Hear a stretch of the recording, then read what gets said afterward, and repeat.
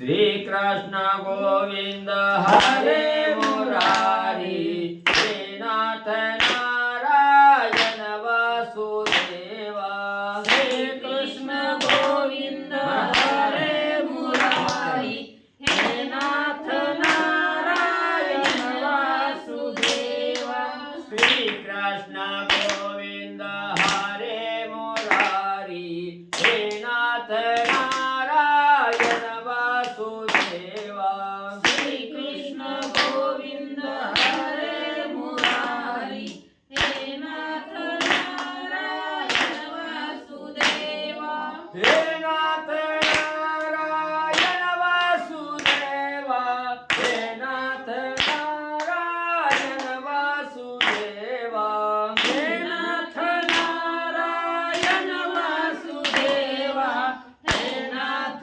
नारायण वासुदेवा हे नाथ नारायण वासुदेवा हे नाथ नारायण वासुदेवा श्री कृष्ण गोविंद हरे मुरारी हे नाथ नारायण वासुदेवा श्री कृष्ण गोविंद हरे मुरारी हे नाथ नारायण वासुदेवा श्री कृष्ण गोविंद हरे मुरारी हे नाथ नारायण वासुदेवा श्री कृष्ण गोविंद हरे मुरारी हे नाथ नारायण वासुदेवा श्री कृष्ण गोविंद हरे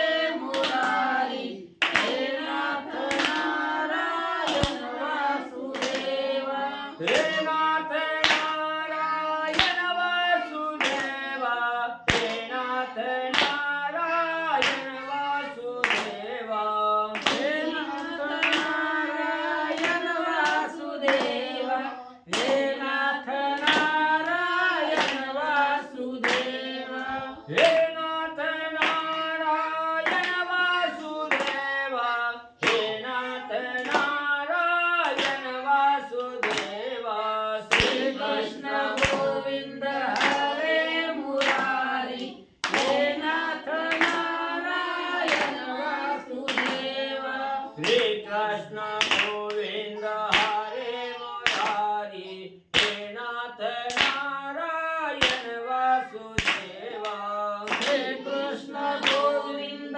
हरे मुरारी हे नाथ नारायण वासुदेवा हे नाथ नारायण वासुदेवा हे नाथ नारायण वासुदेवा हे नाथ नारायण वासुदेवा हे नाथ नारायण वासुदेवा हे नाथ नारायण वासुदेवा हे नाथ नारायण वासुदेवा श्री कृष्ण गोविंद हरे मुरारी हे नाथ नारायण वासुदेवा पुंडलिकावद्य विठ्ठल श्री ज्ञानदेव तुकाराम पंढरीनाथ भगवान की जय श्री नवनाथ महाराज की जय अवधूत चिंतन श्री गुरुदेव दत्त वासुदेव हरी श्री गणेशाय नमः श्री सरस्वती नमः वक्रतुंड महाकाय सूर्यकोटि समप्रभा निर्विघ्नं कुरु मे देवं सर्वकार्येषु सर्वदा गणनाथ रवि शुक्र बृहस्पति पंचैताने स्मरे नित्य विद्वानी प्रवर्तते गुरुर्ब्रह्मा गुरुर्विष्णु गुरुर्देवो महेश्वरा गुरुर साक्षात् परब्रह्म तस्मै श्री गुरुवे नमः श्रोता वक्ता तोचितो देवा श्री रुक्मिणी वरः पांडुरंगाय नमः पुंडलिकावद्य विठ्ठल श्री ज्ञानदेव तुकाराम पंढरीनाथ भगवान की जय श्री नवनाथ महाराज की जय अवधूत चिंतन श्री गुरुदेव दत्त वासुदेव हरी. श्री गणेशाय नमः. ओम नमो जी गुरुराया भवच्छेदका पळवी माया. श्री ज्ञानेश्वरा सहृदय मम किंचिती नाम मिरविशी. श्री गणेशाला वंदन करून प्रभू रामचंद्राचं स्मरण आणि सद्गुरूशी शरण जाऊन कथेचं अनुसंधान आहे. ग्रंथकर्ते मालू महाराज आणि असणाऱ्या त्या ठिकाणी सद्गुरूची असणारी स्तुती त्या ठिकाणी करू लागलेली आहे की ओम नमो जी असणाऱ्या गुरुराया त्या ठिकाणी गुरुवर्या तुम्हाला साष्टांग असणारा नमस्कार त्या ठिकाणी असो.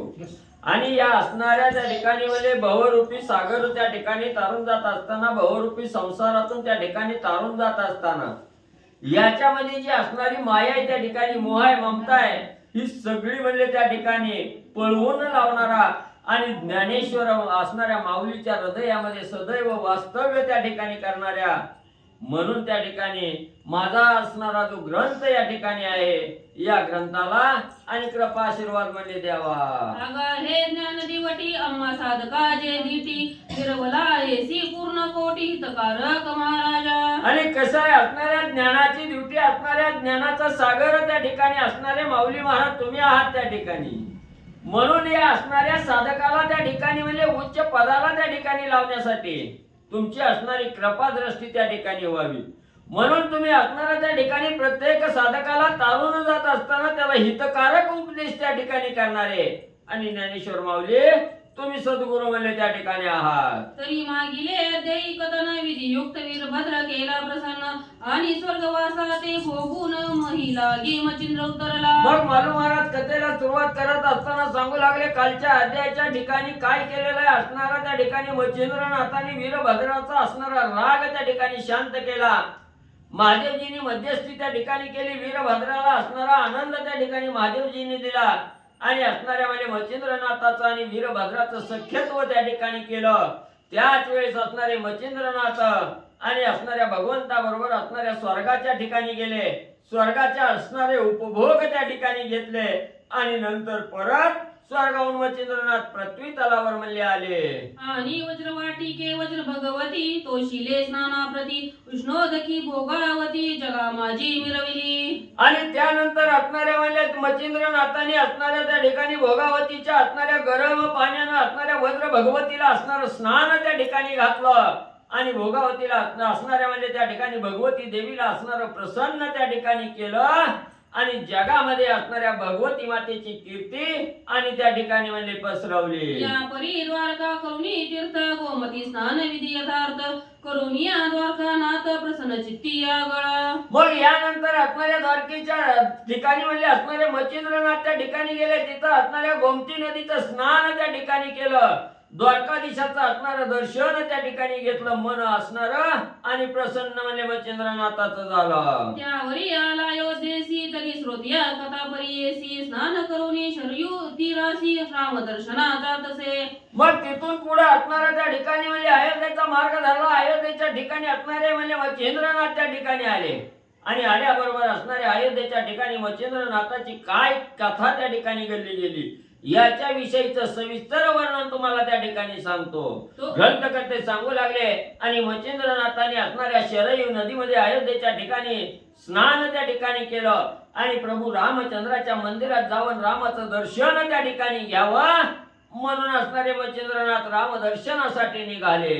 तो पशुपतराव तया ग्रामी रामवंशाता पराक्रमी तो देवालयी पूजे लागुनी आला होता संभारे. मग ज्या वेळेस मच्छिंद्रनाथ प्रभू रामचंद्राच्या दर्शनासाठी त्या ठिकाणी जात होते त्याच वेळेस त्या अयोध्या नगरीचा राजा पाशुपत नावाचा असणारा राजा त्या ठिकाणी होता आणि तो राजा असणारा त्या ठिकाणी राम वंशामध्ये जन्माला त्या ठिकाणी आलेला होता. शूरवीर धीर पराक्रमी असणारा राजा आणि तो त्याच दिवशी त्याच वेळेला असणाऱ्या प्रभू रामचंद्राच्या दर्शनासाठी मंदिराकडे सर्व काही आपला लवाजमा घेऊन आणि म्हणले आलेला होता. अपार सैन्याची भोवती सदनी तू रंगणे राबती छत्र चामरे कळस दीप्ती राजविती भानुते. मग असणारा त्या ठिकाणी राजा काय राजा म्हणल्यावर काय म्हणले त्या ठिकाणी कमी आहे. एवढा असणारा सैन्य समारंभ त्याच्या बरोबर त्या ठिकाणी होता. हत्ती होते घोडे होते असणारे रथ त्या ठिकाणी होते. राजाच्या डोक्यावर छत्र चामर त्या ठिकाणी ढळत होती. एवढंच नाही असणाऱ्या सूर्याला सुद्धा लाजवेल असं तेज आणि त्या असणाऱ्या छत्राचं पडत होत. वाजी गजयांचे रंगानिक तेही चपळ लौकिक वाताकृती लक्ष एक तया भोवती फिरताती. मग एवढंच नाही, राजा असणारा पुढे त्या ठिकाणी आहे, त्याच्या भोवती असणार म्हणले रथातलं सैन्य आहे, हत्ती आहेत, घोडे आहेत. आणि हे घोडे हत्ती वेगवेगळ्या प्रकारचे रंगाचे त्या ठिकाणी आहेत. आणि एवढंच नाही, अतिशय चपळ असणारे त्या ठिकाणी आपल्या असणारी वाऱ्यासारखी असणारी कला त्या ठिकाणी फिरत असताना, कला म्हणजे त्या ठिकाणी हे घोडे हत्ती आणि त्या राजाच्या समोर म्हणले फिरत होते. सकळ माझी शृंगारयुक्त जडित पाखरा हटक कवत रत्न कोंदणी हार लखलखीत की नक्षत्र मणी मिरविले. मग सगळे जे काय असणारे घोडे त्या ठिकाणी होते श्रंगारलेले त्या ठिकाणी होते, अंगावर असणाऱ्या झुली त्या ठिकाणी टाकलेल्या होत्या, रत्नानं मडीत असणाऱ्या झालरी असणाऱ्या घोड्याच्या अंगावर त्या ठिकाणी होत्या. एवढंच नाही, असणाऱ्या नक्षत्राला सुद्धा लाजवील अशा प्रकारचं तेज आणि त्या असणाऱ्या घोड्यावरील अंगावर असणाऱ्या झालरीचा आणि पडू लागलं. त्यातही झळकत झालरी युक्त कुणी ओविले अपार मुक्त कोणी विराजत गंगावत शुभ्र तेजी मिरविले. मग त्याच्यात असणाऱ्या झालरी एवढ्या सुंदर त्या ठिकाणी होत्या, असणाऱ्या मुक्त माळा त्या ठिकाणी म्हणजे असणाऱ्या रुळत त्या ठिकाणी होत्या. आणि त्याच वेळेस असणाऱ्या त्या ठिकाणी पांढरे असणारे घोडेही आणि त्या ठिकाणी म्हणजे मिरवू लागलेले होते. ग्रीवे माळा रत्नवती हटकासी जे डाळी देती रत्न नोहे तेज गबस्ती चमुलागी मिरवला. मग असणाऱ्या गळ्यामध्ये नवरत्नाच्या माळा त्या ठिकाणी होत्या, असणाऱ्या सूर्याच्या तेजाला सुद्धा लाजवील असं तेज आणि त्या रत्नाचं त्या असणाऱ्या चमूमध्ये आणि म्हणजे पसरलेलं होतं. कधी पैंजन ऋणधुनती की वीरांची वीरसी वाजे वदती की शत्रुघ्नीच्या अपार पंक्ती ब्रीद म्हणती पांडू. मग एवढंच नाही, असणाऱ्या घोड्याच्या पायदळामध्ये असणाऱ्या त्या ठिकाणी म्हणजे पायाचं असणारं पंजन त्या ठिकाणी होतं, रुंजून असा आवाज त्या ठिकाणी येत होता. आणि त्या आवाजामुळे सर्व वीरांना वीर श्रेणी प्राप्त होत होते. एशिया परिवाजी जे हौसी की चिंतल्या गाठी ठाई रावती वास अतिवात चपळ गतीस सरसर म्हणती मागारा. मग एवढे असणारे घोडे चपळ त्या ठिकाणी होते. घोडेस्वारानं मनाच्या ठिकाणी जे ठिकाण त्या ठिकाणी चिंतलेलं आहे, ज्या ठिकाणी जायचं हे मनात आहे, त्या ठिकाणी एका क्षणात ते घोडे त्या ठिकाणी नेत होते. वाऱ्यासारखी चपळ गती असणाऱ्या घोड्याला म्हणजे त्या ठिकाणी होती. आगारे वाजीन मनुमयीचे ती इंदू बंधू रत्न उदीचे विशाळ शुक्तिका पात्र अब्दीचे मुक्त करुणी आणिले ते. मग एवढंच नाही, ते असणारे घोडे ह्या पृथ्वी तलावरचे त्या ठिकाणी म्हणून आहे, ते घोडे जणू काय असणाऱ्या म्हणजे त्या ठिकाणी समुद्रातून निघालेलं रत्नच त्या ठिकाणी असावं, किंवा या असणाऱ्या समुद्राची देण त्या ठिकाणी असावी, म्हणून त्या समुद्रापासून मुक्त करून हे नवरत्न आणले की काय असं पाहणाऱ्याला त्या ठिकाणी वाटत होतं. याच्या कनिती विकासुनी अवनी हाती मिरवती पृतनले नागुनी विशाळ गंडस्त्र दंत कदनी चुडे सुवर्ण मिरविले. मग त्याच वेळेस त्यांच्या बरोबर असणारे हत्ती त्या ठिकाणी होते, एवढे विशाल हत्ती त्या ठिकाणी होते, सुंदर असणारं गंडस्थळ आहे, असणारे दातही त्या ठिकाणी म्हणजे तेजासारखे चमकत आहे त्या ठिकाणी. आणि त्याच हत्तीच्या अंगावर सुवर्ण जुली त्या ठिकाणी आणि शोभून दिसू लागल्या. हटक व्यक्त त्या भूषण हौंदे अंबर या दिप्यमान की प्रत नाम हिचे न ते पूर्ण भावनी एसी. मग एवढं असणाऱ्या त्या हत्तीच्या अंगावर भूषण त्या ठिकाणी घातलेली होती, हौदा अंबेरी याला असणारं रत्न जडित त्या ठिकाणी केलेलं होतं. त्याच्यामुळे या असणारे हत्ती अतिशय शोभून दिसू लागले. सैन्य भूसंभार पाता उचलिले ते गिरीवर की पर्वत माता तनु शृंगार तैसा पातका गजवृष्टी. मग एवढंच नाही, असणाऱ्या त्या हत्ती बरोबर सैन्यही असंख्य सैन्य आहे त्या ठिकाणी. ह्या असणाऱ्या झालरीवर म्हणजे त्या ठिकाणी एवढ्या असणाऱ्या पताका त्या ठिकाणी लावलेल्या आहेत, जणू की काय असणारा भला मोठा पर्वत असावा, त्या पर्वताला शृंगार केलेला असावा, अशा प्रकारचं पर्वतासारखं दैदिप्यमान असणारा हत्ती आणि त्या ठिकाणी दिसू लागलं. एकाहून एकाधिक महारथी ते युद्ध कामुक 10 सहस्र राया सवे लोक युद्ध कामुक असती. आणि एकाहून एक अधिक वीर त्या ठिकाणी होते, असणाऱ्या त्या ठिकाणी रथी महारथी होती, युद्धामध्ये असणारी पारंगत असणारी श्रेष्ठ, युद्धामध्ये श्रेष्ठ त्या ठिकाणी असणारी असे 10,000 सेवक आणि त्या पाशुपत राजा बरोबर दर्शनासाठी म्हणले आलेले होते. युद्धशास्त्री चतुर सुमग की परम शक्ती सदेती दम ऐसे प्रतापी कस्तोम इंद्र सुखा अगळे की. मग त्या ठिकाणी इंद्र सुखासारखं सुख असणारा राजा त्या ठिकाणी होता. युद्धामध्ये चतुर असणारं सैन्य त्यांच्या बरोबर त्या ठिकाणी होतं. अतिशय बलाढ्य शक्तिमान असणारं सैन्य आणि या राजा बरोबर म्हणले आलेलं होतं. पायीचे पायदळ अपार वस्त्राभरणी मंडिताकार छडीदार आणि चोपदार जासूद हलकारे मिरवती. आणि तसंच पायी चालणारं पायदळ सैन्यही त्या ठिकाणी होतं. अतिशय वस्त्रभरण्य असणारा अलंकार त्या ठिकाणी म्हणजे सोबत होते. एवढंच नाही, छडीदार चोपदार सेवकही असणारे आणि त्या राजाच्या अवतीभोवती म्हणजे फिरत होते. हेमभूषणी मुक्तमाळा सकळ पायी का झळकती गळा जडित रत्नी अतिचे जाळा हिमंकार करंगवळी. मग असणाऱ्या सुवर्णाची भूषण असणाऱ्या मुक्तमाळा गळ्यामध्ये त्या ठिकाणी शोभून दिसू लागलेले आहे. एवढे असणारे सेवक त्या ठिकाणी होते. त्या सेवकाच्या अंगावरही असणारे रत्न जडित असणारे अलंकार आणि त्या ठिकाणी म्हणजे शोभून दिसत होते. काही अंगुळी मुद्रिका गहन हेम मुक्ते ते मिरवती श्रवण पाहते पणी राणी वपन भार पडेल तो कांते. मग असणाऱ्या लोकांना आपला दबदबा त्या ठिकाणी लागावा. लोकांना असणारी आपल्या विषयीची असणारी भीती त्या ठिकाणी वाटावी म्हणून असणाऱ्या राजाने आपल्या हाताच्या दाही बोटामध्ये असणाऱ्या अंगठ्यामध्ये त्या ठिकाणी परिधान केलेल्या होत्या, मुद्रिका घातलेल्या होत्या आणि सुवर्ण युक्त असणाऱ्या कानामध्ये कुंडलही त्या ठिकाणी होते. एवढा असणारा शोभिवंत राजा आणि पाशुपत नावाचा राजा रामदर्शनासाठी आणि मंदिराकडे म्हणले आलेला मच्छिंद्रनाथाने बघितला.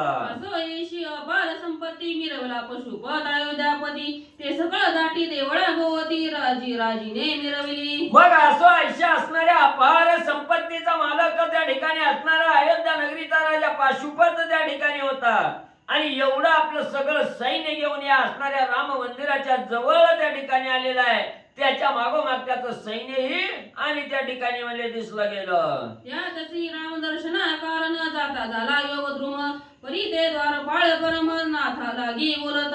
मग असणाऱ्या प्रभू रामचंद्राच्या दर्शनाच्या निमित्तानं हा असणारा पशुपत राजा मंदिराकडे त्या ठिकाणी आलेला आहे. मंदिरामध्ये जाऊन असणाऱ्या राम दर्शनाची आतुरतेनं वाट त्या ठिकाणी बघत आहे आणि त्याच वेळेस हा असणारे मच्छिंद्रनाथाची स्वारी तिथं त्या ठिकाणी आली आणि मच्छिंद्रनाथही राम दर्शनाला त्या ठिकाणी जाणार.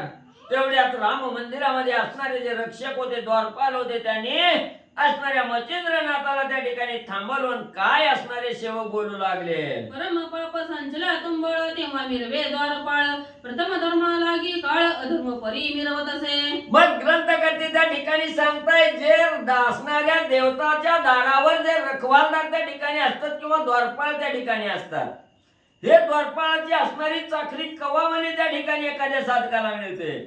आपल्या ह्या आयुष्यामध्ये असंख्य पाप त्या ठिकाणी जर आपल्या हातून गळलं तर असणाऱ्या भगवंताच्या दारात द्वारपाळाचं काम त्याला त्या ठिकाणी म्हणजे करावं लागतं.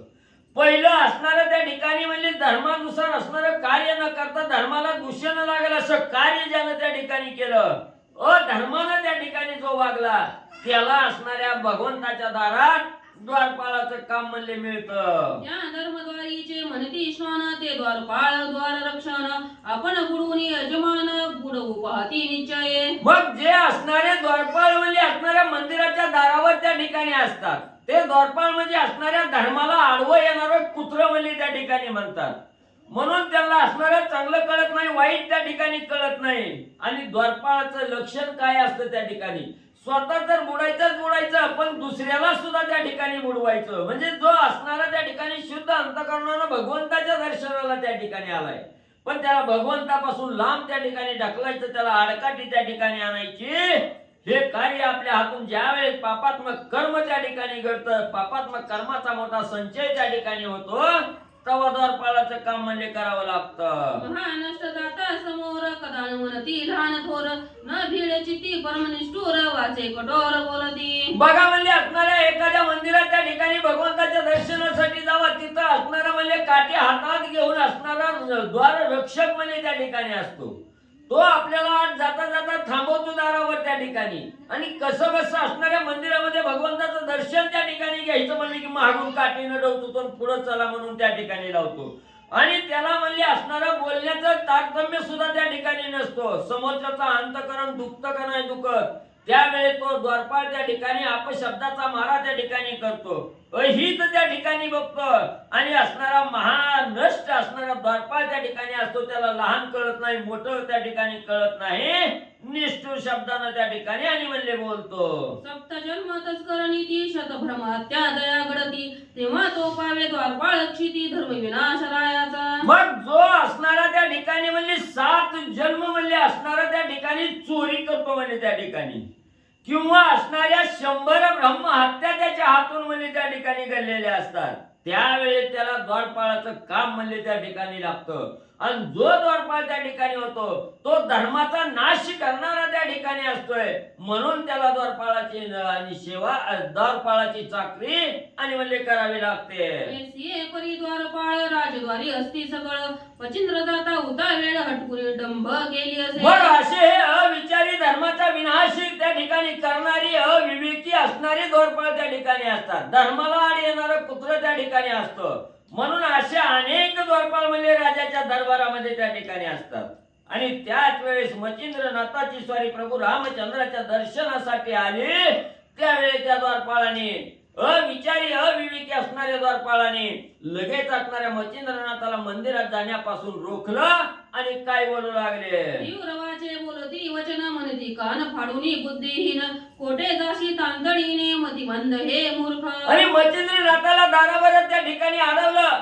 द्वारपाळाने मागचा पुढचा विचार केला नाही, लहान आहे थोर आहे याचा विचार त्या ठिकाणी केला नाही. सांगू लागले, अरे असणाऱ्या बुद्धिहीन अनिष्ठा म्हणजे त्या ठिकाणी कुठनं म्हणजे असणारं कान फाडून म्हणजे जोगी रूपात त्या ठिकाणी आलाय आणि न विचारता दागदार म्हणजे असणाऱ्या मंदिरात म्हणजे त्या ठिकाणी जायला लागला. तू मूर्ख आणि मतिमंद आहे, कुठं म्हणजे न विचारता पुढे जाऊ लागला, असं द्वारपाल मचिंद्रनाथाला बोलू लागले. हे भ्रष्टा तू ते कैसे कळेना की रावाला हे दर्शना त्या ते तू दासी बुद्धिहीन सर परता मागारा. मग ते द्वारपाल म्हणू लागले, हे असणाऱ्या भ्रष्टा नष्ट आहे म्हणजे तू या ठिकाणी मूर्ख आहे, तुला कळतं का म्हणजे इथं राजा म्हणजे दर्शनाला आलाय, त्या राजाला अजून म्हणजे त्या ठिकाणी दर्शन घ्यायचंय, असणारं पुढं जायचंय, तर वरच म्हणजे त्या राजाच्या पुढं म्हणजे त्या ठिकाणी निघाला. तुझी असणारी बुद्धी हीन म्हणजे त्या ठिकाणी झालेली आहे. हो म्हणले बाजूला, राजाला दर्शन झाल्याशिवाय कोणालाही दर्शन त्या ठिकाणी मिळणार नाही.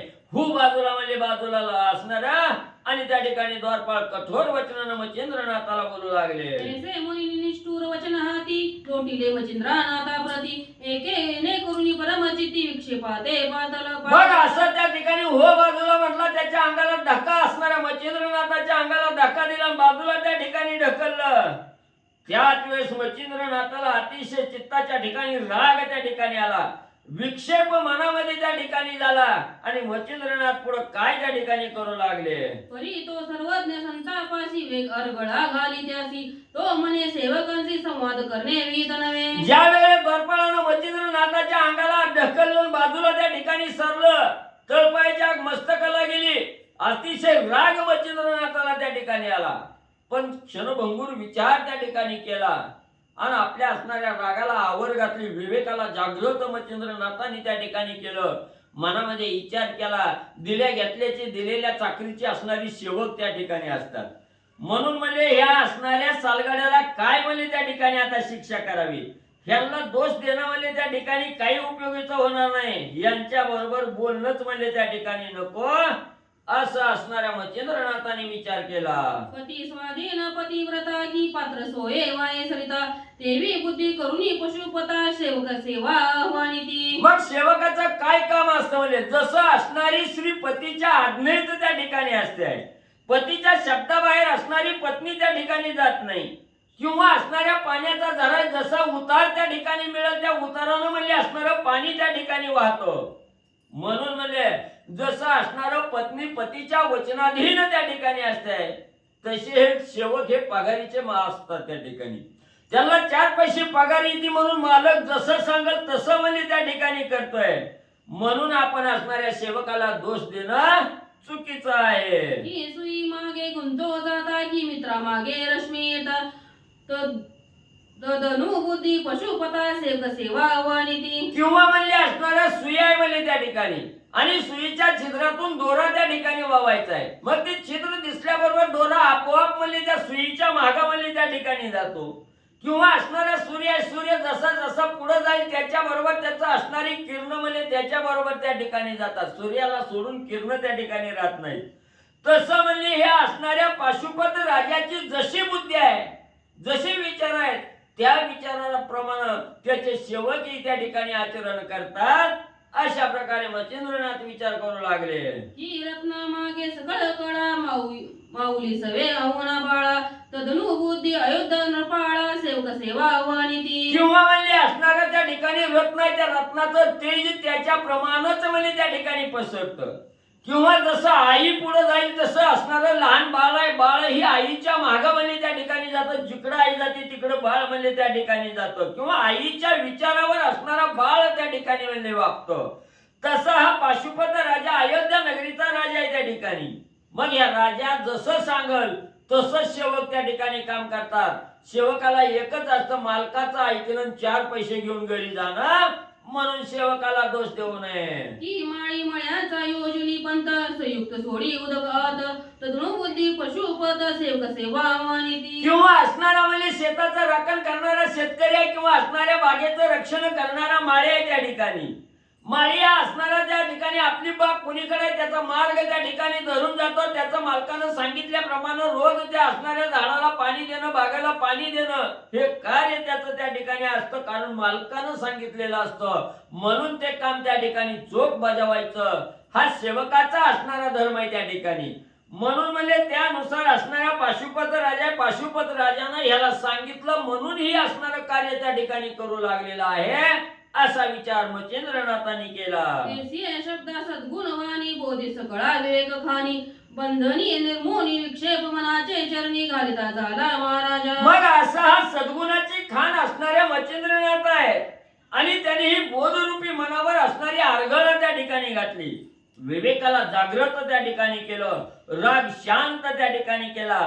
मनाच्या ठिकाणी जो विक्षेप आलेला होता, जो राग आलेला होता, त्या रागावर ही विवेक रूपी असणारी आरगळ त्या ठिकाणी टाकली. रागाला शांत त्या ठिकाणी मच्छिंद्रनाथांनी म्हणजे केलं. बरी बुद्धी प्रकरण आणि सुचले दया कारण ही सेवकांते काय बोलून शिक्षा देऊ राजा ते. मग असणाऱ्या त्या ठिकाणी बुद्धीमध्ये उजेड त्या ठिकाणी पडला, प्रकाश पडला, बुद्धीला ज्ञानाची चालना त्या ठिकाणी मिळाली आणि विचार त्या ठिकाणी केला मच्छिंद्रनाथांनी की आता ह्या एवढ्या सेवकाला दिल्या भाकरीचे दिल्या चाकरीचे सेवक त्या ठिकाणी आहेत.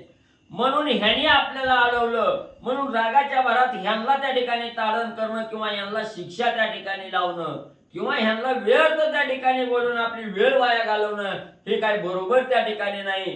तर आता सेवक सोडो आणि मुख्य जो असणारा पाशुपत राजा आहे हे राजाला शिक्षा म्हणजे देऊ. हे करावं अराटीता संपूर्ण सेवका ते दाटी व्यता जेवी गवसनी मित्र घालिता रश्मी तोडती सहजची. कसं आहे म्हणजे असणारा एका राजाला शिक्षा लावली की सगळ्या सेवकाला म्हणजे त्या ठिकाणी त्याचा असणाऱ्या वेदना म्हणजे त्या ठिकाणी होतात. म्हणून पहिल्यांदा राजा आकळाचा, राजा आकळला की बरोबर सेवक सुद्धा म्हणजे त्याच्या बरोबर असणारे गार त्या ठिकाणी होतात. जसं म्हणजे असणाऱ्या वळचणीला असणारं म्हणजे त्या ठिकाणी जसं आग त्या ठिकाणी लावावी, सूर्य आहे किरण.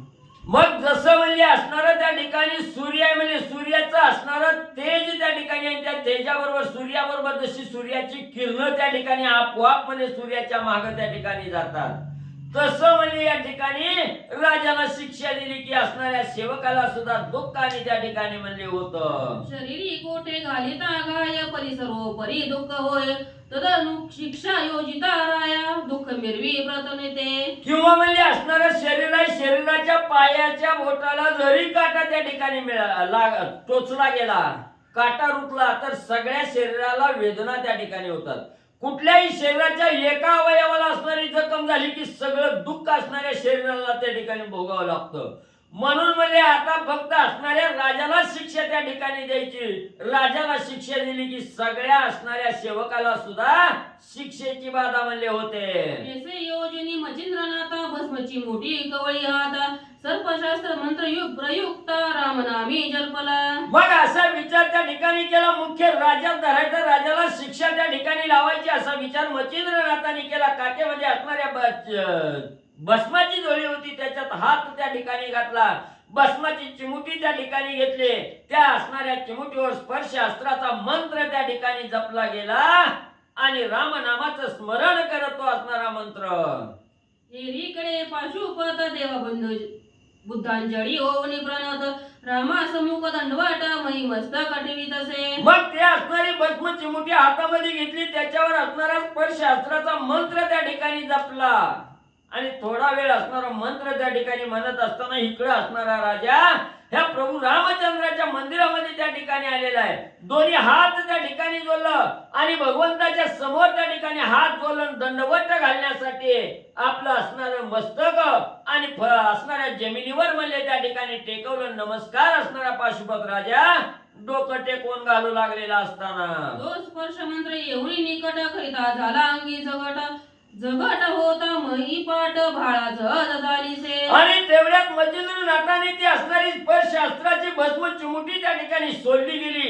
सोडल्याबरोबर जो राजा असणारा डोकं जमिनीवर टेकून ज्यावेळेस असणाऱ्या भगवंताला प्रभू रामचंद्राला नमस्कार त्या ठिकाणी घालीत होता, तेवढ्या ती असणारी भस्म चिमुटी त्या असणाऱ्या पाशुपत राजाच्या अंगाला जाऊन झगटली. झगटल्या बरोबर असणारं जे कपाळ त्या ठिकाणी होतं, डोकं होतं, जे फरशीला त्या ठिकाणी चिटकवलेलं होतं, जमिनीला असणारं टेकलेलं होतं, ते तसं त्या स्पर्शास्त्रामुळं जमिनीला म्हणजे चिटकून राहिलं. उठू पाहे क्षणी युक्त न सोडी मैदिनी भाळ पदादी उभयपणी महियुक्त झाली ती. मग असणारा पाशुपत राजा दर्शन झालं, उठावं म्हणून विचार करू लागला, उठण्याचा प्रयत्न त्या ठिकाणी करू लागला. पण जी मही व्यक्त असणारं त्या ठिकाणी डोकं झालेलं होतं, महिला जी चिटकून असणाऱ्या जमिनीला चिटकून असणारं कपाळ त्या ठिकाणी पडलेलं होतं, ते कपाळ काही केल्या उचललं ना गेला. कितीही ताकद त्या ठिकाणी लावली तरी धरणी वेगळं असणारं डोकं त्या ठिकाणी होईना. करिता यज्ञ भूंता परी परी विभक्त नो हे कदा धरित्री बहुश्रमला नाना परी उपाय काही चालेना. मग अनेक प्रयत्न केले, इकडं वाकायचा तिकडं वाकायचा, माग पुढं त्या ठिकाणी प्रयत्न केला, डोकं उचलण्याचा प्रयत्न केला, पण काही केल्या जमिनीपासून डोकं काही विलग त्या ठिकाणी होईना गेलं. अतिशय कष्टी असणारा राजा त्या ठिकाणी झाला. मग बोलावून सेवका मंत्री वृत्तांत सांगे झाल्या परी म्हणे कदा न सोडी धरित्री व्यक्त झाली सर्वस्वे. मग लगेच आपल्या असणाऱ्या सेवकाला जवळ त्या ठिकाणी बोलवून घेतलं, मंत्र्याला बोलवून घेतलं आणि सांगू लागला, काही केल्यानं म्हणजे माझं असणारं डोकं म्हणजे या गहणीला म्हणजे त्या ठिकाणी चिटकलंय आणि गहणी काय म्हणजे माझं मुंडकं त्या ठिकाणी सोडीना, काय करावं म्हणून असणाऱ्या मंत्र्याला आणि होणारा त्रास पाशुपत राजा सांगू लागला.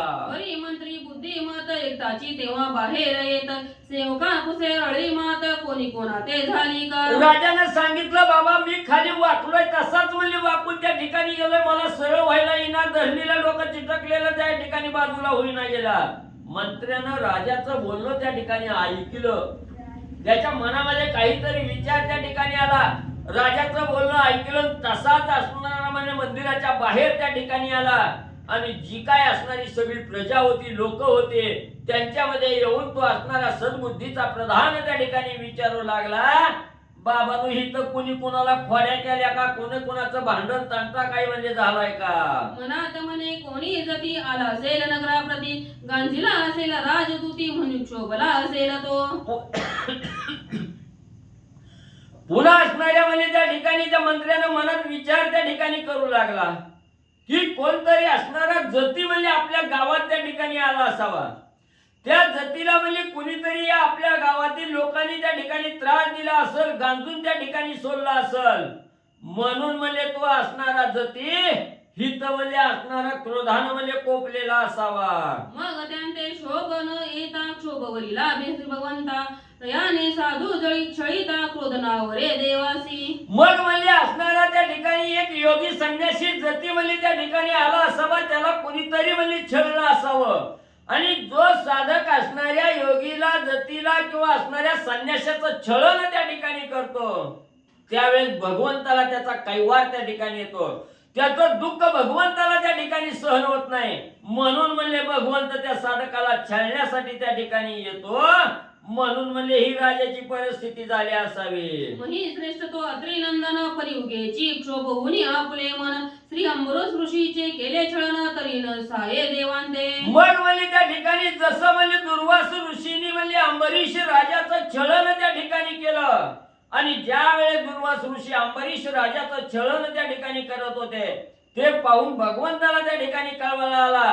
भगवंताला सुद्धा अतिशय राग आणि त्या ठिकाणी आला असताना तेने सुदर्शन लावूनी पाटी गर्भसोसी आपण जगजेटी तस्मास भक्त कांजिल्या पाटी कदा न रावे देवांते. मग ते असणाऱ्या भगवंताला सुद्धा त्या ठिकाणी सहन झालं नाही. लगेच त्याच्या मागामध्ये असणाऱ्या दुर्वास ऋषीच्या मागामध्ये सुदर्शन चक्र त्या ठिकाणी सोडलं आणि आपण असणारा म्हणजे त्या ठिकाणी गर्भवासाला त्या ठिकाणी गेला आणि भगवंताला असणाऱ्या अंबरीशासाठी 10 गर्भवास म्हणजे सोसले.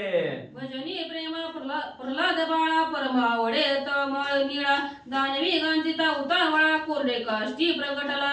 किंवा म्हणजे असणारा त्या ठिकाणी भगवंताच्या सेवेमध्ये भगवंताच्या भजनामध्ये अखंड लीन असणारा त्या ठिकाणी प्रल्हाद म्हणजे त्या ठिकाणी होता. पण या असणाऱ्या प्रल्हादाला म्हणजे ज्या वेळेस असणारा म्हणजे हिरण्यकश्यपूने म्हणजे त्या ठिकाणी त्रास दिला आणि हिरण्यकश्यपूचा त्रास बघून भगवंताला त्या ठिकाणी कळवळा आला आणि नरसिंहाच्या रूपानं वाळलेल्या असणाऱ्या खांबामध्ये त्या ठिकाणी प्रगट झाले. हिरण्यकश्यपूचा घात म्हणजे त्या ठिकाणी भगवंतानं आणि या असणाऱ्या प्रल्हाद बाळासाठी केला. धर्म हवनी मंडूक बाळात बौद्धिकी केले शीतळ तस्मात संकटी भक्त प्रेमळ कदा न रावे देवांते. बिडूक तो नावाचा काहीतरी कथा आहे ते. धर्म हवनी मंडूक बाळ तप्तोदकी केले शीतळ तस्मात संकटी भस्म भक्त प्रेमळ कदा न रावे देवांते. मन म्हणजे असणाऱ्या धर्माचा हवन यज्ञ त्या ठिकाणी चालू असताना असणारा बेडूक म्हणजे त्या असणाऱ्या म्हणजे गरम पाण्यामध्ये त्या ठिकाणी पडला. त्याच वेळेस असणाऱ्या भगवंताला कीव त्या ठिकाणी आली. एवढं तप्त तेल त्या ठिकाणी होतं. ते तप्त तेल असणाऱ्या त्या मंडूक बाळासाठी बेडकासाठी भगवंतानं शीतळ म्हणजे केलं. रणी होता कडकडाट बहुत पक्षी जोडा बाळे टाकुनी जात बळकांती स्मरता रमानात करी करी घंटा टाकी तयावरी. मन म्हणजे असणाऱ्या त्या ठिकाणी म्हणजे या असणाऱ्या रणभूमीवर म्हणजे अतिशय असणाऱ्या शस्त्रास्त्राचा कडकडाट त्या ठिकाणी येत होता आणि त्याच्यामुळे असणारे पक्षी सुद्धा आपल्या पिलाला सोडून त्या ठिकाणी जात होते. आणि त्याच वेळेस त्या असणाऱ्या पिलांनी ज्या वेळेस भगवंताचं नाव त्या ठिकाणी घेतलं गेलं, भगवंताचा दावा त्या ठिकाणी केला, तवा म्हणजे भगवंतच म्हणजे त्या पिलासाठी दावत म्हणजे आले. पारधी पक्षी प्राण हरिणी व्याळ रूप झाले चक्रपाणी तस्मात दासांचा छळ कोणी कदा काळी करू नये. तसं म्हणजे असणाऱ्या एखाद्या शिकाऱ्याच्या असणाऱ्या म्हणजे त्या ठिकाणी हातात म्हणजे एक पक्षी म्हणजे त्या ठिकाणी आला. त्या पक्ष्याचं हरण असणारा तो शिकारी त्या ठिकाणी करणार. त्याच वेळेस व्याळ रूपानं असणाऱ्या भगवंताचं आगमन त्या ठिकाणी झालं. त्या असणाऱ्या पक्षाचा प्राण त्या ठिकाणी वाचवला. तसं म्हणजे दासाचं असणाऱ्या सेवकाचं जो छळन त्या ठिकाणी करील त्याचा कैवार भगवंताला त्या ठिकाणी येतो. धावतच भगवंत येतो आणि त्या आपल्या सेवकाला त्या ठिकाणी म्हणजे रक्षण करतो. जळी पदाते नक्र ओढी स्मरता धावता तितांतडी सुदर्शन प्रेरिणी घारी उडी निज दासा रक्षावया. मग त्या ठिकाणी असणारा म्हणजे ज्या वेळेस असणाऱ्या नखराचं आणि असणाऱ्या हत्तीचं म्हणजे त्या ठिकाणी पाण्यामध्ये युद्ध त्या ठिकाणी लागलं. नखरानं ज्या वेळेस हत्तीच्या पायाला त्या ठिकाणी धरलं, सोडीनाच गेला.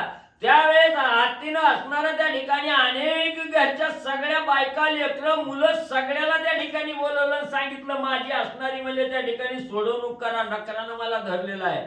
त्यावेळेस बायका लेकरांनी सांगितलं तुला जर सोडायला आलो पाण्यात आम्हाला उतरावं लागेल आणि आमचा बी जीव म्हणजे तुझ्या बरोबर त्या ठिकाणी गमावून लागेल.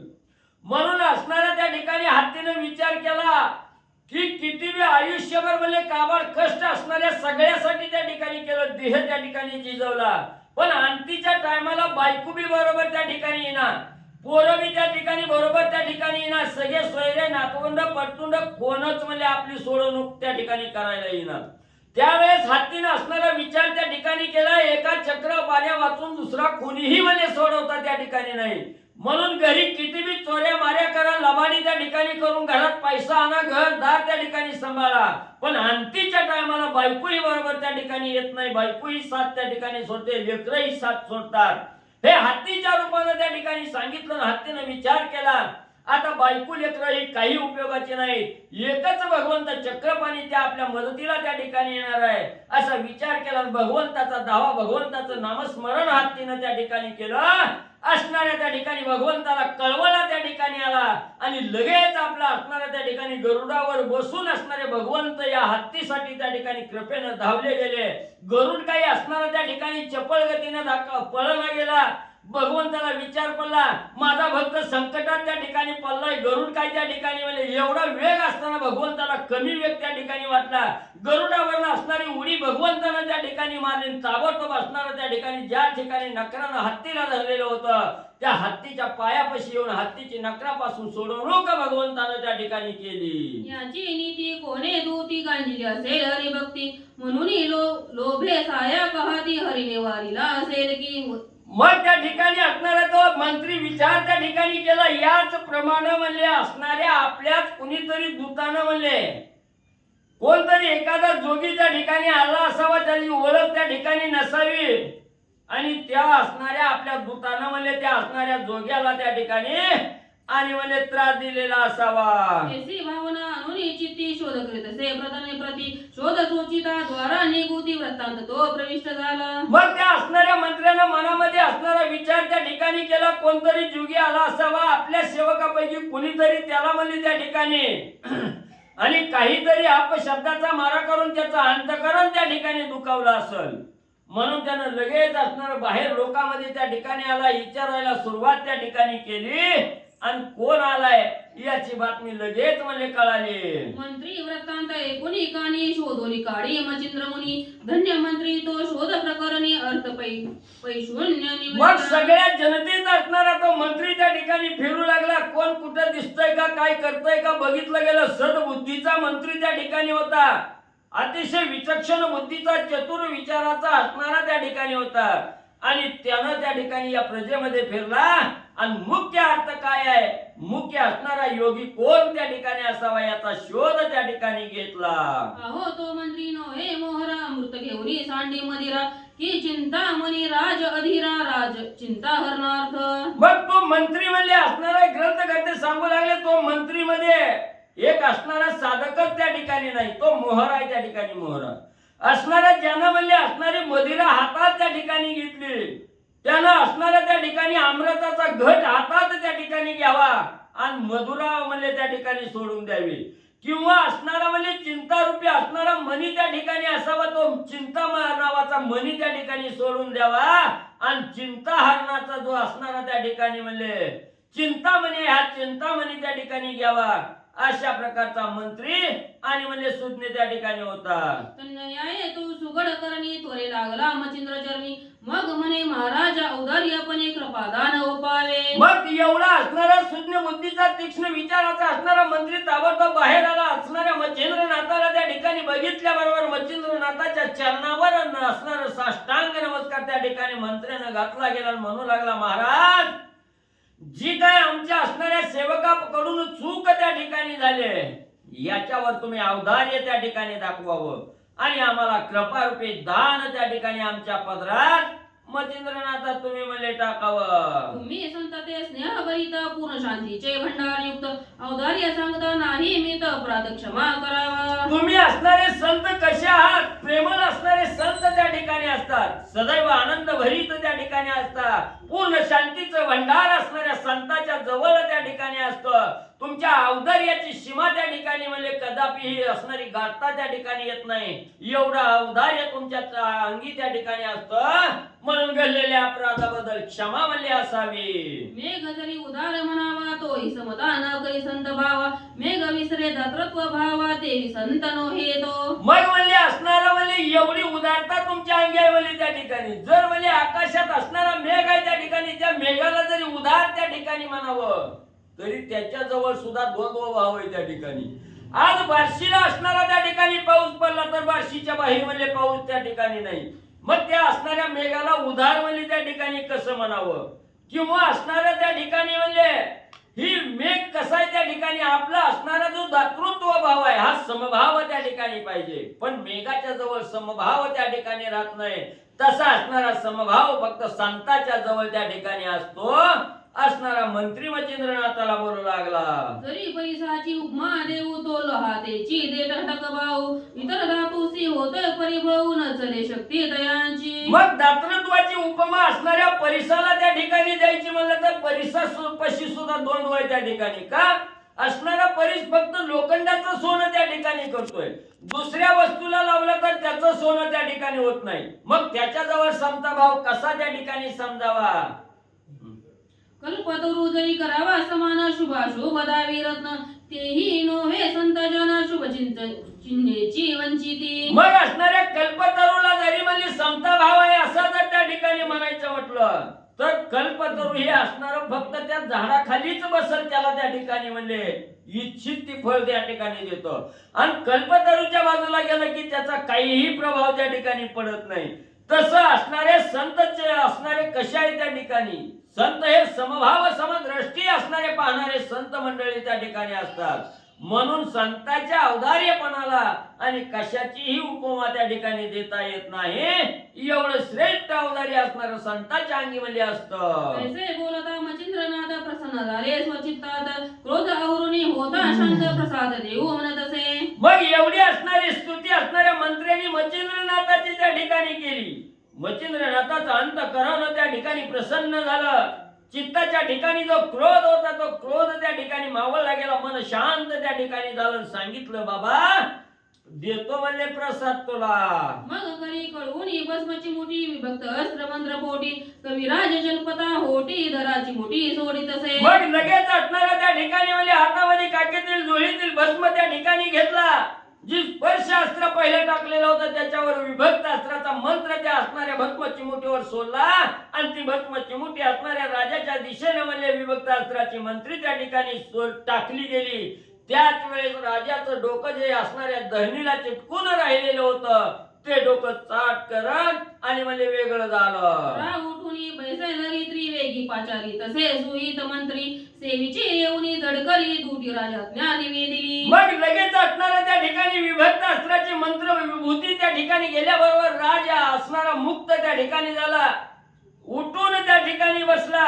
लगेच असणारा जो ज्ञानी असणारा मंत्री होता त्या मंत्र्याला जवळ त्या ठिकाणी बोलवलं. दुसरी काय आज्ञा देऊ लागला. पत्रिके बोलावूनी निकट दूत विचारून घेता राजक्षेमांत तव ते शुभ वार्ता सांगत कल्याणे राजा विराजला. मग लगेच असणाऱ्या मंत्र्याला जवळ त्या ठिकाणी बोलावून घेतलं. त्या दूताला जवळ बोलावून घेतलं. असणाऱ्या राज्यात काय म्हणले असणारं सगळं काही व्यवस्थित म्हणजे त्या ठिकाणी आहे का. तेव्हा त्या असणाऱ्या मंत्र्यानं असणाऱ्या शुभ वार्ता आणि त्या असणाऱ्या म्हणजे पाशुपत राजाला सांगितले.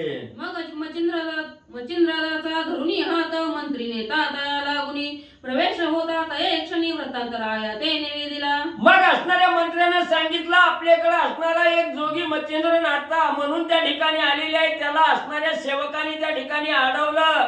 दर्शनापासून वंचित त्या ठिकाणी ठेवलं. रागाला गेलं. त्यांनी स्पर्शास्त्र त्या ठिकाणी टाकलं. म्हणून हे गल्लीला सगळी कथा त्या ठिकाणी सांगितले. त्यावेळेस असणाऱ्या राजानं सांगितलं त्या नाथांना जवळ म्हणजे घेऊन या. तेव्हा असणाऱ्या मच्छिंद्रनाथाचा हात त्या ठिकाणी मंत्र्यांनी धरला. राजाच्या जवळ त्या ठिकाणी नेलं आणि सगळा गल्लेला वृत्तांत राजाला सांगितला. एकूणी सगळा वृत्तांत मच्छिंद्र चरणी भाळ अर्पित आधी गौरवे स्नेहवरित नाम पुसते तया प्रती. मग त्या असणाऱ्या जोगीला असणाऱ्या राजाच्या जवळ त्या ठिकाणी नेलं. सगळा वृत्तांत त्या ठिकाणी घालला गेलेला सांगितला. त्यावेळेस असणाऱ्या राजानं मच्छिंद्रनाथाच्या असणाऱ्या चरणावर आपलं डोकं त्या ठिकाणी ठेवलं. साष्टांग दंडवत त्या ठिकाणी घातला. गौरव त्या ठिकाणी केला. आनंदानं असणाऱ्या मच्छिंद्रनाथाचा मान सन्मान त्या ठिकाणी दिला. आणि तुमचं काय नाव आहे म्हणून विचारू लागला. एरी म्हणे नरेंद्र पाळा मज मच्छिंद्र म्हणती तांदुळ्या बाळा राहे कुणी वृत्तांत सगळा मच्छिंद्र चरणी प्रेरित असे. मग राजाने विचारलं तुमच्या या देहाला काय नाव आहे. तेव्हा असणाऱ्या मच्छिंद्रनाथांनी सांगायला सुरुवात केली. राजा म्हणले असणारं हे असणारं तांदूळ बाळ आहे. या असणाऱ्या देहाला मच्छिंद्र असं नाव आहे त्या ठिकाणी. ही असणाऱ्या पाशुपत राजानं ऐकलं गेलं. मच्छिंद्रनाथाच्या चरणावर साष्टांग दंडवट म्हणले घातला. पूर्वी मच्छिंद्र प्रतिरत्न सांडवले श्रवणाकारणे तेने करुणी दर्शन भूषण स्वीकारावयासी बाद असे. पूर्वी म्हणजे असंच असणाऱ्या पाशुपत राजानं कुणाच्या तरी तोंडातून असणारा मच्छिंद्रनाथ आहे ती श्रेष्ठ आहे ती एवढं म्हणले त्या ठिकाणी ऐकलेलं होतं. आणि हे असणारा मच्छिंद्र रूपी रत्न आज प्रत्यक्ष डोळ्याला त्या ठिकाणी पाहायला मिळालं. म्हणून त्यांच्या असणाऱ्या दर्शनाचा आनंद घ्यावा म्हणून असणारा त्या ठिकाणी राजा आतुर म्हणले झाला. ऐसीच्या अब्दी पाटी तो मच्छिंद्र चंद्र देखिला दृष्टी मग परम मनी आनंद दाटी चित्रापात्री हे लावली. ज्या वेळेस मच्छिंद्रनाथाचं नाव ऐकलं त्यावेळेपासून माझी असणारी दृष्टी मच्छिंद्रनाथाला पाहण्यासाठी आसुसलेली त्या ठिकाणी होती. आणि असणारा मच्छिंद्र रूपी असणाऱ्या सागराची आज भेट त्या ठिकाणी झाली. आज मनाला आनंद त्या ठिकाणी झाला म्हणून राजा गौरव उद्गार काढू लागला. मग सुखासने सिद्ध करूनी राजाने मच्छिंद्राचा हात धरूनी आपले सभास्थानी नेऊनी कनकासनी बैसविला. मग लगेच राजानं असणाऱ्या मच्छिंद्रनाथाच्या हाताला हात त्या ठिकाणी धरला. आपल्या राजमालाकडे नेऊन सभेच्या ठिकाणी जे असणारा सोन्याचं आसन होतं त्या कनकासनावर मच्छिंद्रनाथाला बसवलं. सोडोपचारे पूजन अर्पिता झाला तन मन धन वरी परम आदरे भक्ती रत्न मच्छिंद्रनाथ ओपी तसे. मग असणाऱ्या मच्छिंद्रनाथाला आपल्या सिंहासनावर त्या ठिकाणी बसवलं. 16 प्रकारची पूजन असणाऱ्या मच्छिंद्रनाथाचं राजानं केलं. तन मन धन सर्वस्व असणाऱ्या मच्छिंद्रनाथाच्या चरणी अर्पण म्हणले केलं. सदा सर्वदा सनी शयनी गमनी भोजनी जोडोनी पाणी निरंतर उभा सेवे लागून अन्य काही सुचेना. एवढा मच्छिंद्रनाथाविषयीचा भाव असणारे हे पाशुपत राजा एवढं प्रगट करून त्या ठिकाणी दाखवू लागले. मच्छिंद्रनाथाला सोडून कुठंच म्हणले त्या ठिकाणी राहिना. सदा सर्वदा आसनी शयनी भोजनी असणाऱ्या त्या ठिकाणी अखंड हात जोडून मच्छिंद्रनाथाच्या समोर सेवेसाठी आणि पशुपत राजा त्या ठिकाणी म्हणले राहिले. ऐसिया भक्तीचा पाहता पाठ मच्छिंद्र कृपेचा मनी वेदला आहे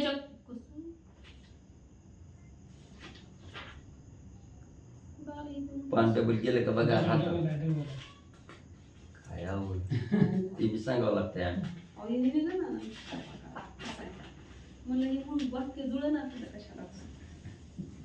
ऐसिया भक्तीचा पाहता पाठ मच्छिंद्र कृपेचा लोटला लोट म्हणे कोण नरेंद्र कामला ओट कवर चित्ती दाटत असे. मग एवढी भक्ती तन मन धन अर्पून मच्छिंद्रनाथाची भक्ती या पाशुपत राजा त्या ठिकाणी करू लागला. त्यावेळेस मच्छिंद्रनाथाचा असणारा कृपारूपी लोट असणाऱ्या त्या आणि पाशुपत राजाच्या दिशेने त्या ठिकाणी सरकू लागला. आणि मच्छिंद्रनाथाने राजाला त्या ठिकाणी विचारलं. राजे म्हणले तुमच्या मनात काय विचार आहे किंवा तुमच्या चित्ताच्या ठिकाणी कशाची अपेक्षा त्या ठिकाणी आली ती म्हणले मला सांगा असं राजाला मच्छिंद्रनाथाने विचारलं. हा. येरू म्हणे मी योग द्रुमा मी सूर्यवंशी पाशुपत नामा राम अवलाद कुश पत्नी राम अवलाद देह असे हा. मग असणाऱ्या त्या ठिकाणी सांगितलं तुम्ही कुठल्या जन्मात कुठल्या असणाऱ्या कुळीत कुठल्या वंशात त्या ठिकाणी म्हणले जन्माला आला आणि मनाच्या ठिकाणी काय इच्छा आहे म्हणले त्या ठिकाणी. असं ज्या वेळेस मच्छिंद्रनाथाने पाशुपत राजाला विचारलं तेव्हा असणारा पाशुपत राजा त्या ठिकाणी बोलू लागला. योगियामध्ये श्रेष्ठ असणारे त्या ठिकाणी मच्छिंद्रनाथा मी असणाऱ्या सूर्यवंशाच्या कुळामध्ये पाशुपत या नावानं त्या ठिकाणी आणि प्रभू रामचंद्राच्या असणाऱ्या त्या ठिकाणी म्हणजे वंशामध्ये अवलादीमध्ये त्या ठिकाणी जन्माला त्या ठिकाणी आलेलो आहे. हा असणारा त्या ठिकाणी राम वंशाचा असणाऱ्या म्हणजे त्या ठिकाणी माझा जन्म आणि त्या ठिकाणी आहे.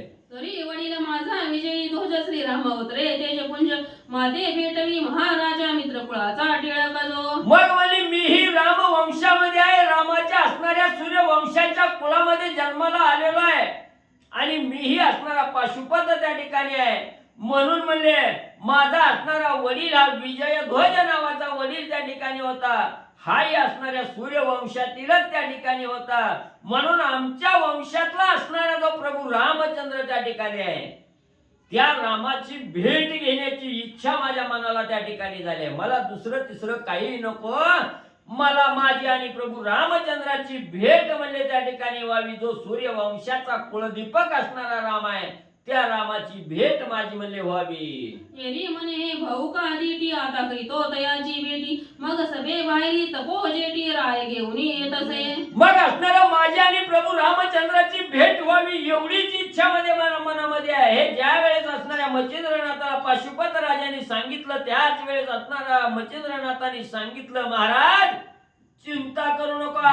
याच वेळेला तुमची आणि परशुरामाची भेट घालून त्या ठिकाणी देतो असं सांगितलं. मच्छिंद्रनाथ सभेमधून बाहेर त्या ठिकाणी आले आणि बाहेर असणाऱ्या त्या पाशुपत राजालाही बरोबर त्या ठिकाणी घेतलं. समोर अंगणात येऊन म्हणले उभे राहिले. उभा राहुनी राजांगणी धुम्रास मंत्र जल्पे वाणी भस्माची मोठी संजीवनी अर्कावरी प्रेरित असे. लगेच असणाऱ्या पाशुपत राजाच्या हाताला धरलं. असणाऱ्या राजसभेच्या समोर बाहेर त्या ठिकाणी आले. अंगणात उभा राहून सूर्याकडे बघितलं गेलं. हातामध्ये असणाऱ्या डोळीत असणारा हात त्या ठिकाणी घातला आणि भस्मची मुठी त्या ठिकाणी काढली. त्याच्यावर धूम्रास्त्राचा मंत्र जपला गेला आणि ही असणारी भस्मची मुठी आकाशाच्या आकाश मार्गाने सूर्यावर त्या ठिकाणी आणि म्हणले टाकली गेली.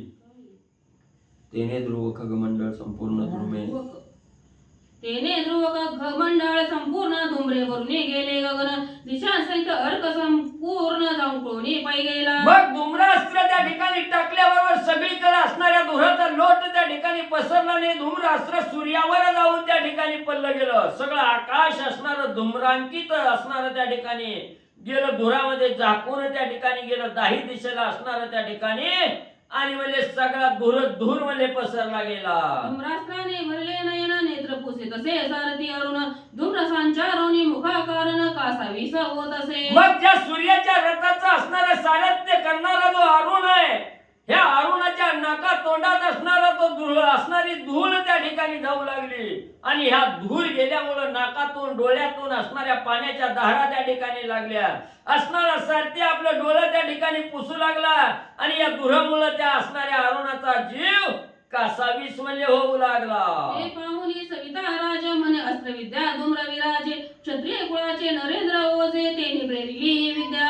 मग हे असणाऱ्या त्या ठिकाणी म्हणजे हे असणाऱ्या सूर्यानं बघितलं गेलं आणि असणाऱ्या सूर्यदेव बोलू लागले ही असणारी अस्त्र विद्या आहे म्हणजे अस्त्र विद्येनं प्रगट केलेला असणारा धूर आहे म्हणजे त्या ठिकाणी आणि या क्षत्रिय कुळातील असणाऱ्या राजानंच म्हणजे ही असणाऱ्या विद्येचं प्रेरण केलं असं सूर्यदेवाने विचार केला.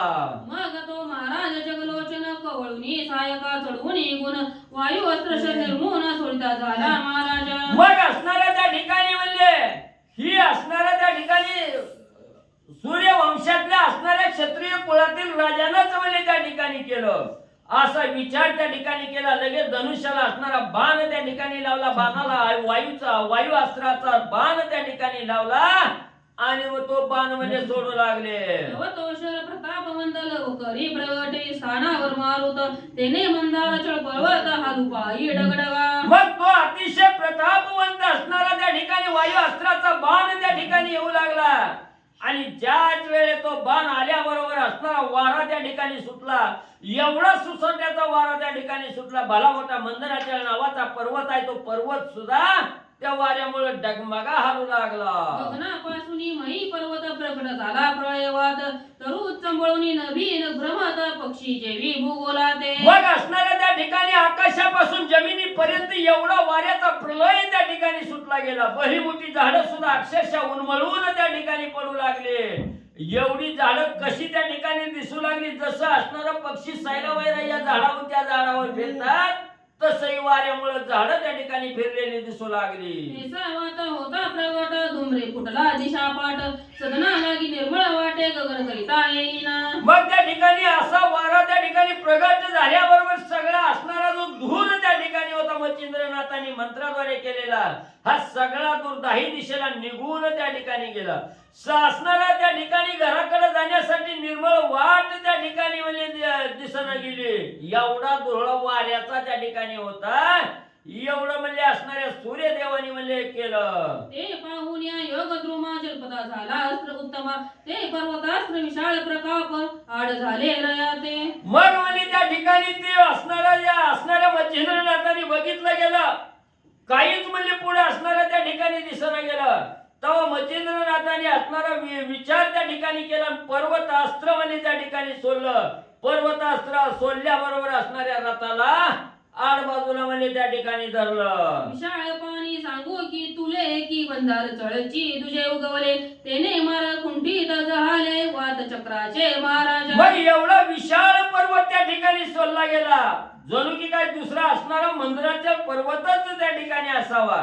असा पर्वत टाकल्याबरोबर वाऱ्याचा जो असणारा मार्ग त्या ठिकाणी होता तो मार्ग वाऱ्याचा थांबवला.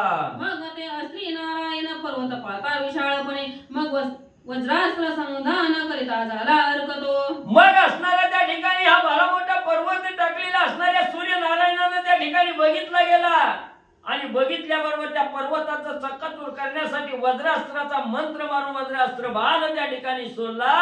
अशा प्रकारे सूर्यदेव करू लागले. तव वज्रास्त्र अति कठीण पर्वत माते गेले बेदून तेने घाय शतचूर्ण त्वरे झाले नगराज. मग सूर्यदेवाने असणारं वज्रास्त्र सोडल्याबरोबर तो असणारा जो पर्वतास्त्र म्हणजे मच्छिंद्रनाथाचा होता त्याचं खंडन म्हणजे असणाऱ्या वज्रास्त्रानं त्या ठिकाणी 100 तुकडं म्हणजे केलं. पर्वत चूर्ण होता निगुती ते पाहुणी मच्छिंद्र जती भ्रमी अस्त्र योजनी उपरती मित्र भागी सांडी तसे. मग पुन्हा म्हणजे असणारा पर्वत म्हणजे आता चूर्ण त्या ठिकाणी झालाय. मच्छिंद्रनाथाने बघितलं गेलं पुन्हा असणाऱ्या भस्मावर चिमुटी त्या ठिकाणी घेतली त्याच्यावर ब्रह्मी अस्त्राचा मंत्र त्या ठिकाणी म्हटला आणि सूर्याच्या दिशेला म्हणजे हे ब्रह्मी अस्त्र मच्छिंद्रनाथाने सोडलं. हे अस्त्र होता स्पंदनी प्रविष्ट वाजी सरुण झाला भ्रमिष्ट सांडूनी राणीची नित्य वाटस. मग म्हणजे ते असणारं रथावर म्हणजे हे अस्त्र त्या ठिकाणी पल्ल्याबरोबर असणाऱ्या घोड्या सहित जे असणारा रथ होता ते अरुण सारथ्य करणारा अरुण होता. भ्रमिष्ट झाला त्या ठिकाणी आणि आपला दररोजचा जो मार्ग जायचा यायचा तो मार्ग त्या ठिकाणी कळाला नाही. तो मार्ग सोडला आणि रथ घेऊन तिसऱ्या दिशेला म्हणजे जाऊ लागले. पाहुण्या द्वादश नामी ज्ञानेश्वराच्या उन उरल्या भूमी तेने करुणी भ्रमे प्रकामी नाशपती पावतसे. मग म्हणजे ते असणाऱ्या त्या ठिकाणी बघितलं असणाऱ्या सूर्यदेवाने त्या ठिकाणी बघितलं की आपला असणारा रथ म्हणजे तिसऱ्याच मार्गाने त्या ठिकाणी जायला लागला. त्यावेळेस सूर्यदेवाने काय केलं? जैसे पेटला पावक त्यावरी सोपविले सकळ उदक मग ते उरे केवी दाहक देवी अर्क झालंसे. मग असणारा जसा म्हणजे असणारा भला मोठा अग्नी त्या ठिकाणी लावला त्याच्यावर पाण्याचा मारा म्हणजे त्या ठिकाणी केला. पाण्याचा मारा केला की असणारा अग्नी म्हणजे त्या ठिकाणी शांत होतो. तसं सूर्यदेवाने म्हणजे केलं. ही अज्ञानपण साधकांचे श्री सद्गुरु निवारित वाजे अंगी भूषण ज्ञानपणाचे बोध गुणी गोवितसे. किंवा म्हणजे असणारा अज्ञानी असणारा साधक त्या ठिकाणी असतो त्या साधकावर सद्गुरूची कृपा झाल्याबरोबर त्याला जसं ज्ञानरूपी भूषण म्हणजे त्या ठिकाणी प्राप्त होतं आणि आपल्या असणाऱ्या बोधानं त्या ठिकाणी असणाऱ्या साधकाला ज्ञान प्राप्त करून त्या ठिकाणी होतं. तसं सूर्यदेवाने म्हणजे केलं. बास्की पुंडलिकावर विठ्ठल ते ज्ञानदेव तुकाराम पंढरीनाथ भगवान की जय. नवनाथ महाराज की जय. गुरुदेव दत्त वासुदेव हरी. शंभरच्या पुढे श्री गणेशाय महाश्री नवनाथाय नमः.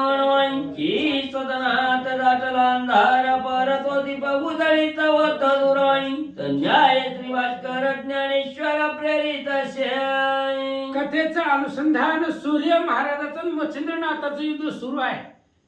सूर्याला सुद्धा माहिती नाही की मच्छिंद्रनाथ युद्ध करतायत. सूर्याला वाटलं कोणीतरी असेल, क्षत्रिय कुळातला राजा आहे, कोणीतरी येणारे अस्त्राचं निवारण फक्त सूर्य महाराज करत होते. पण कोण युद्ध करतं हे त्यांना पण माहिती नव्हतं. मग ते असणाऱ्या भ्रमी मंत्र म्हटला. अरुणाचं चित्त भ्रमित झालं आणि भ्रमित झाल्यामुळं मग सूर्य महाराजांनी ते असणारा भ्रम त्याचा घालवला. घरामध्ये अंधार पडावा आणि दिवा लावल्यानंतर लाईट लावल्यावर जसा अंधार संपतो तसं त्याचा असणारा जे काही भ्रम होता, भ्रमिष्ट बुद्धी झालेली होती ती अरुणाची सूर्यदेवाने संपवले. तेने उडवणी भ्रमिष्टपणा पंथा काही गमना ते मच्छिंद्रनाथ पावन वाताकर्षण जल्पता. आणि सूर्यदेवानं अरुणाचं जे काही भ्रमिष्ट झालेलं चित्त होतं ते चित्त जाग्यावरती आणलं. नाही त्या रस्त्यानंच ते असणार अरुण रथ घेऊन चालला. सूर्य म्हणलं रोजचा रस्ता दिसा नाही, आड बाजूला सारथी रथ का घेऊन चाललाय म्हणून त्याचं भ्रमिष्टपण सूर्यदेवानं घालवलं. मच्छिंद्रनाथाने पाहिलं आणि शेवटचं अस्त्र काढलं वाताकर्षण. ह्या वाताकर्षण मंत्राला तोडच नाही आणि ती शेवटच्या अस्त्रनाथांचं त्यांनी ते असणारं वाताकर्षण मंत्र भस्मावरती म्हटला. वाताकर्षण सबळ वायुचक्री बेदले तंबळ मग वाजीचे आणि सारथ्याचे तय वेळ स्वच्छ श्वास भस्माची मुठी काढली आणि वात आकर्षण नावाचा मंत्र म्हटला गेला आणि वात आकर्षण मंत्र म्हटल्याबरोबर ती असणारी भस्माची मुठी स्वर्गामध्ये त्या सूर्यदेवाकडे फेकली. सूर्याच्या रथाचा घोडे आणि सारथी असणारा अरुण ह्या दोघांचा श्वास जाग्यावर थांबला आणि जो प्रत्यक्ष चंडकेला त्वई दाटला श्वास करून वायू चक्री गेले आठवण रथ उलटो आणि पडला. आणि प्रत्यक्ष असणारा सूर्य महाराजाचा सुद्धा श्वास खुंटला गेला. त्यांना श्वास घेता येईना गेला. त्यावेळेस शरीर कासावीस झालं आणि सूर्य महाराजाचा रथ उलथून खाली पडला असं सांगतात. वायू चक्राचा ज्याची आधार तुटताची तत्वाई स्वर्गावने आणि सूर्य ही असणाऱ्या वाऱ्याच्या वेगानं रथ त्या ठिकाणी अरुण चालवत होता. म्हणजे वाऱ्याच्या आधारावरती आकाशामध्ये फिरणारा सूर्य महाराज ज्यावेळेस शरीरातलं चलनवलन थांबलं, वाऱ्याचा जी काही असणारा आधार होता तो आधार संपल्याबरोबर ती स्वर्गामधून रथ सूर्यदेवाचा पृथ्वी तलावरती जमिनीवरती आदळला. खाली पडला श्री आदित्य शयंदनी माझी आती होत आणि ज्यावेळेस सूर्याचा रथ पृथ्वी तलावरती जमिनीवरती पडल्याबरोबर रथ त्याचे घोडे अरुण सगळे जमिनीवरती आदळल्याबरोबर त्याचा असणारा श्वास कुंठित झाला आणि सूर्य महाराजाचा देह कासावीस होऊ लागला. मही पडता तेजराशी पाळा मै मातला तिया नळा त्याने जाऊ पाय सकळ मै भरले उद्भिज. सूर्य पृथ्वीवरती पडला. पृथ्वीवर पडल्याबरोबर सूर्याची दाहक शक्ती आहे, सूर्याचं तेज आहे, आग्नेचंच दुसरं नाव सूर्य आहे. एवढ्या अंतरावर आहे तरी किती ऊन लागते आपल्याला. मग ते सूर्य पृथ्वीवर आदळला. तिथल्या परिसरामधले जी काही जीवजंतू होते, जीवसृष्टी होती, त्यांना दाहकता निर्माण झाले. पाहुणे मच्छिंद्रनाथा जनदात्रास मरे त्वरित त्याने करुण्या परिमित जलभ्रष्टी होत. मच्छिंद्रनाथांनी पाहिलं की सूर्याचं आणि आपले युद्ध चालू असताना दुसऱ्याला त्रास कशाला, बाकीच्या जीवजंतूला लोकांना त्रास होऊ लागला त्या सूर्याच्या तेजाचा. मच्छिंद्रनाथांनी पाहिलं, जीवसृष्टीचा कळवळा मच्छिंद्रनाथांच्या लक्षामध्ये आला आणि जलद अस्त्र पावसाचं अस्त्र सोडल्याबरोबर आकाशातून पाऊस पडू लागला. आधीच्या पडतानी चेष्टिता परम गावरले स्वर्गदैवत मग विमान आणि वौनी त्वरित मच्छिंद्र पाशी पातळी. असं म्हणले पाऊस पडला, सूर्याची दाहकता तेज कमी झाली. तिथं जी काही सूर्याचा परिणाम तिथल्या जीवसृष्टीवरती होणार होता तो सगळा कमी झाला. पण ज्यावेळेस सूर्य पृथ्वीवरती पडले त्यावेळेस सगळे 33 कोटी देव लोक घाबरले, आपापल्या विमानामध्ये बसले आणि जिथं मच्छिंद्रनाथ हे असणारे पाशुपत राजा उभा होते तिथं सगळे देव लोक आले. ब्रह्मा विष्णू आणि शिव वरुण अश्विनी कुबेर देव सुरवरा सगळा गंधर्व महिला पातळी. आणि सूर्याचा कैवार घेऊन सगळे देव लोक आले. ब्रह्मदेव सत्य लोकाहून आले, महादेव कैलासहून आले, भगवान श्री विष्णू वैकुंठाहून आले, वरुण देव आले. सगळेजण 33 कोटीची देवता होती ती सूर्याचा कैवार घेऊन मच्छिंद्रनाथाच्या समोर येऊन उभा राहिले. सत्यलोक तपोलोका तळवितळ सुतळा अधिक संकटी पडला एका लागवे की धाविनले. आणि 14 लोक आहेत खाली, सप्त पाताळ आहेत. सप्त पाताळामधून 14 लोकांमधून सगळे देव धावले फक्त एका सूर्यासाठी. सूर्य म्हणजे सर्वांचा प्राण आहे. सूर्य प्रकाश आहे. सूर्यच नाही उजळला तर आपल्याला काम सुधरत नाही, काही लक्षात येत नाही. त्यामुळं सूर्य म्हणजे चलनवलन आहे प्रत्येकाचं. आणि सूर्याचा कैवार घेऊन सगळे देव लोक मच्छिंद्रनाथापाशी आले. सका जैसे सका तरोवर ते चौकळणी पक्षी येती तन्याय महिवरती सकळ देव उतरले. जसं एखादं मोठं झाड असावं, त्या झाडाला फळं फुलं असावी आणि त्या झाडाला पाहून सगळे पक्षी त्या झाडाच्या जवळ यावे, झाडाला चिटकावे. तशा पद्धतीने मच्छिंद्रनाथाच्या भेटीसाठी आणि सूर्यदेवाला वाचवण्यासाठी सगळे देव लोक नाथांच्या समोर महाराजाची राबदी जावई दावणी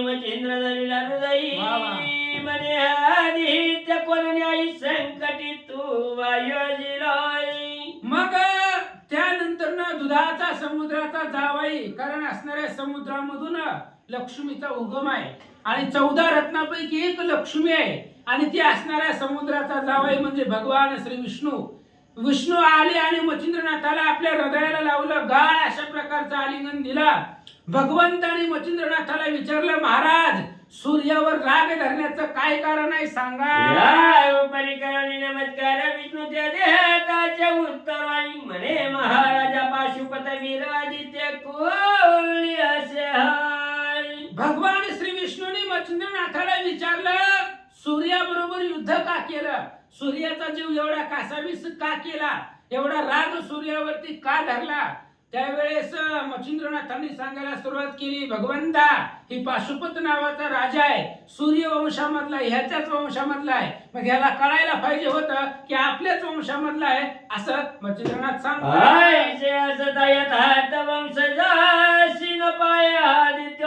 तस्मात वडिलांची धर्मनिष्ठाईचे भगवंता माझं एकच म्हणणं आहे, सूर्यवंशातलाही राजा आहे, मग सूर्यदेवाचं काम आहे राजावरती लक्ष ठेवणं. सूर्याच वंशामधलं म्हणजे सूर्याचीच लेकर आहे, मग वडिलांची आपले आजोबा वडील आपल्या नातवावरती लेकरावरती लक्ष ठेवतात, काय पाहिजे काय नाही. तशा पद्धतीने सूर्याचं काम होतं, ह्या पाशुपत राजाला काय पाहिजे, ह्याच्या मनात काय इच्छा आहे, म्हणून त्याचं असणारं बघणं काम होतं, पण त्यानं बघितलं नाही असं मच्छिंद्रनाथ बोलू लागले. जिया मातेने मालकांचे संगोपण तिया रोषाची केली पखरण, मग ती माता काय म्हणून लावे परी मिळवावी. मच्छिंद्रनाथ सांगू लागले भगवंताला, भगवंता ऐका, आई आपल्या लेकरावरती त्या ठिकाणी प्रेम करत असते, माया करत असते, पण त्याच आईनं जर आपल्या लेकराला मारलं किंवा त्याला असणारा दंड केला, शासन केलं, तर त्या असणाऱ्या माईला आई कसं म्हणावं, ती लाव आहे, भूतासारखी आहे असं मच्छिंद्रनाथ सांगतात. स्वामी सेवका मित्र मणी मग कार्य कैच्या यथाशे गणनी, सदा संशयाची गवसनी उभय चित्ती मिळवत असे. स्वामी आणि सेवक यांच्यामध्ये मित्रता पाहिजे, अमित्रता नाही. जर सेवक स्वामीचं ऐकतच नसेल, सेवकच स्वामीला शत्रू मानत असेल, तर त्या स्वामीचं काम कसं होणार आहे, त्यांच्यामधलं ऐक्यपणा, त्यांचं एकमेकाचं काम व्यवस्थित होणार नाही. तसंही सूर्य महाराज आहे, ह्याचं काम होतं आपल्या वंशातला राजा आहे, त्याला कमी जास्त बघणं, पण ती बघितलं नाही म्हणून मला राग आला. तस्मात राय पाशुपती नावरे आदित्य प्रती, म्हणून आई वैकुंठपती चर्या भागर भगवंता ही सूर्यवंशामधला राजा आहे, रामचंद्राच्या नंतरचा राजा असणारा आहे पाशुपती आहे. मग सूर्याचं काम होतं ते असणाऱ्या राजाचा सांभाळ करणं, त्याला कमी जास्त पाहणं, पण ह्यानं याच्याकडे बघितलंच नाही. ही पाशुपत राजा सूर्याला आवडतच नाही, म्हणून मला राग आला आणि सूर्याला दंड करावा यासाठी मी एवढं केलं. मच्छिंद्रनाथ भगवंताला सांगतात, राशी सावरी विद्या कवित्व राशी, सूर्य नामे मंत्र उपदेशी प्रसन्न साव्यार. आणि अजून एक माझी इच्छा आहे भगवंता, सूर्याला दंड करण्याचं दुसरं बी एक कारण आहे. मी शाबरी कवित्व मंत्र म्हटलेला आहे, त्यामध्ये सूर्य मंत्र सुद्धा मी लिहून ठेवलेला आहे, आणि जर कोणी त्या शाबरी कवित्वामधला सूर्याचा मंत्र म्हटला तर त्या मंत्राला ह्या सूर्यानं सहकार्य करावं अशी माझी इच्छा आहे. मच्छिंद्रनाथ सांगतात, या उपरी आणि काय चोजाई सूर्यवंशी विजय ध्वजाय, तो पाशुपतात श्रीरामाचा भेटवा महाराजा. अजून एक इच्छा आहे माझी. मच्छिंद्रनाथ सांगतायत भगवंताला, भगवान श्री विष्णूला बोलतायत, अजून एक माझी इच्छा आहे. ह्या सूर्यवंशामधला ही पाशुपत राजा आहे आणि ह्या असणाऱ्या पाशुपत राजाची कीर्ती पूर्ण ब्रह्मांडामध्ये झालेली आहे, म्हणून माझी इच्छा अशी आहे की आज ह्या पाशुपत राजाला भगवान श्रीरामांचं दर्शन व्हावं आणि ते करवावं असं मला वाटतं. आयुष परिकामना बणी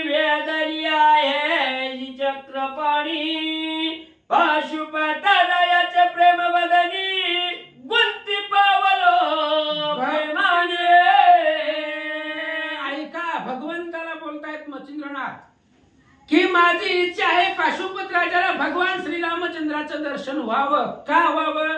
कारण त्याची ती इच्छा आहे. मग त्याची इच्छा पूर्ण का करायची आहे?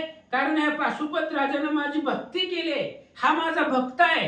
ह्यानं चांगलं बोलून गोड बोलून मला याच्या मोहामध्ये प्रेमामध्ये अडकवलंय. म्हणून त्या राजाची इच्छा पूर्ण करणं हे माझं काम आहे. म्हणून ह्याला रामाचं दर्शन करून द्या.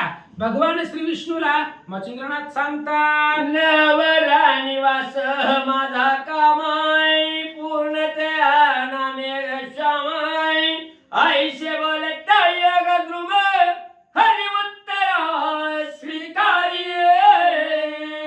मच्छिंद्रनाथांनी सांगितलं, भगवंता माझी इच्छा आहे, माझ्या मनातला काम आहे की सूर्यदेवानं माझ्या कवित्वाला मदत करावी आणि ह्या असणाऱ्या पाशुपत राजाला भगवान श्रीरामचंद्राचं दर्शन करवावं. एवढ्या 2 इच्छा माझ्या आहेत, त्या पूर्ण करा. मच्छिंद्रनाथाचं बोलणं ऐकलं आणि भगवंतानं होकार दिला. मने भार्य योग द्रुमाय जो जो काय वेदला कामाय तो तू पावशील कल्पद्रुमा परिसवद करी अर्काते. आणि त्यावेळेस लगेच भगवान श्री विष्णूने सांगितलं, मच्छिंद्रनाथ महाराज जी जी तुमची इच्छा आहे ती सगळी पूर्ण होईल. आधी सूर्याला उठवा, ती मरायला लागली. सूर्याचा जीव चाललाय. त्या सूर्याला अगोदर सावध करा. ज्या तुमच्या इच्छा मनातल्या आहेत त्या पूर्ण होतील. भगवंत सांगतात, मने भार्य योग द्रुमाय जो जो काम वेदला कामाय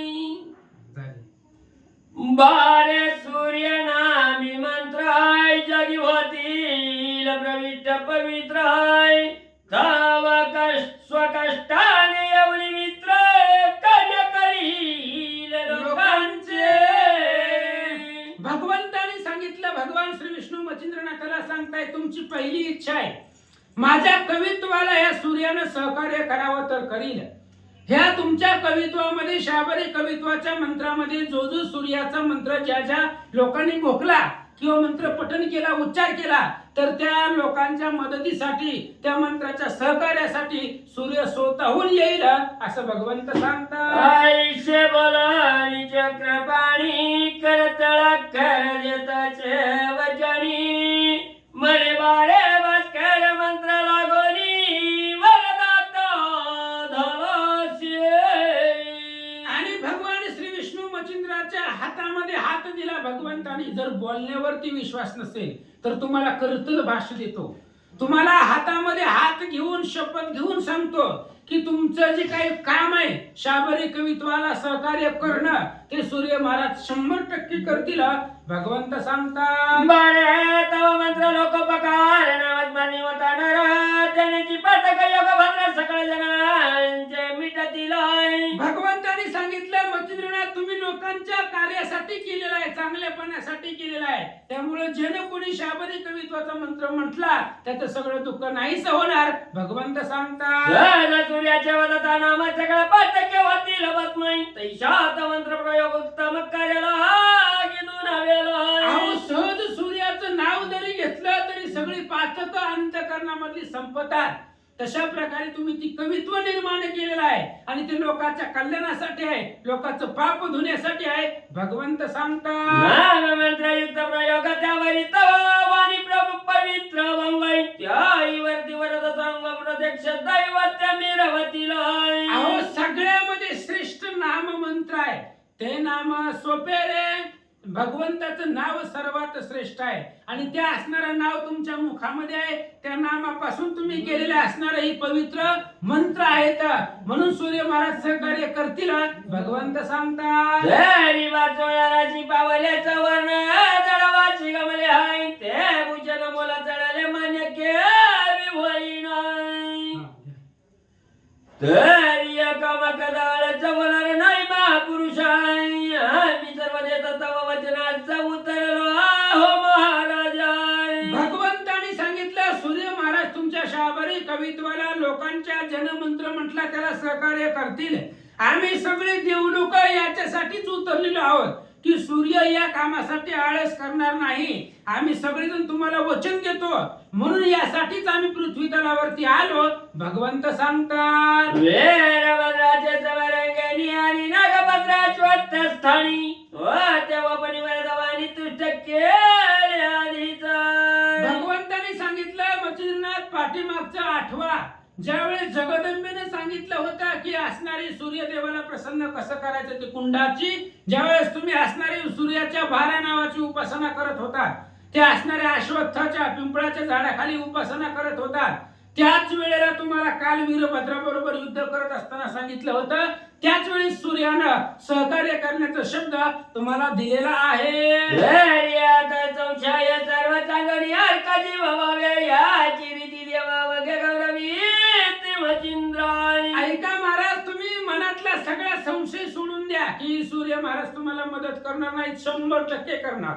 या पाठीमागे त्यांनी तुम्हाला शब्द दिलेला आहे आणि आता त्याचा जीवही त्या ठिकाणी संकटात आहे. म्हणून सूर्यदेव तुम्हाला निसंशयपणे तुमच्या कवित्वाला मदत करतील, सहकार्य करतील. पण आता मुख्य पहिलं काम आहे की तुम्ही या सूर्यदेवाला जिवंत करा आणि सगळे देव सुद्धा तुमच्यावरती प्रसन्न आहेत.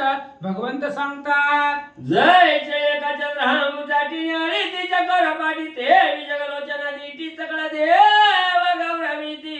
मच्छिंद्रनाथ, तुमच्या असणाऱ्या गौरवासाठी तुम्हाला आशीर्वाद देण्यासाठी सगळे देव लोक आले.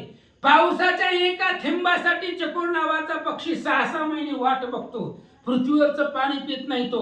पाऊस पडलेला तेच असणारं पावसाची थेंब वरच्या वर झेलतून तेच पाणी पितो. तशा पद्धतीने एका सूर्यासाठी सगळे तुमचा देव लोक गौरव करतात, तुमचा असणारा मान सन्मान करतात. भगवंत सांगतात, मचेंद्र म्हणे पाशुपत राया विहीन रमकाया तेव्हाची समाधान तरी राया मग चित्तांत संगी. मच्छिंद्रनाथांनी भगवंताला सांगितलं, माझं काम राहू द्या. म्हणले, होईल कवा तरी. सूर्याने नाही केलं पण मी आहेच त्या सूर्याला बघायला, त्याचं जाऊ द्या. पण आता पहिलं काम आहे की या पाशुपत राजाला रामचंद्राचं दर्शन करण्याची इच्छा आहे आणि आताच्या आता रामचंद्राचं दर्शन ह्या राजाला करवा, असं मच्छिंद्रनाथ भगवंत मच्छिंद्रवाणी समुद्रा सगुणी प्रगट झाला त्रिकोदंड पाणी दशरथ तनय महाराजा. आणि मच्छिंद्रनाथांनी सांगितलं, आताच्या आता रामचंद्राचं दर्शन करून द्या. आता ते विष्णूसाठी अवघड आहे का? कारण विष्णूच रामचंद्र आहे आणि शेष हेच लक्ष्मण आहे. मच्छिंद्रनाथाची इच्छा ऐकली आणि लगेच भगवान श्री विष्णू राम झाले, शेष मूर्ती लक्ष्मण झाला आणि अशा पद्धतीने रामाचं सगुण स्वरूपाचं दर्शन मच्छिंद्रनाथ आणि पाशुपत राजा यांना दिला.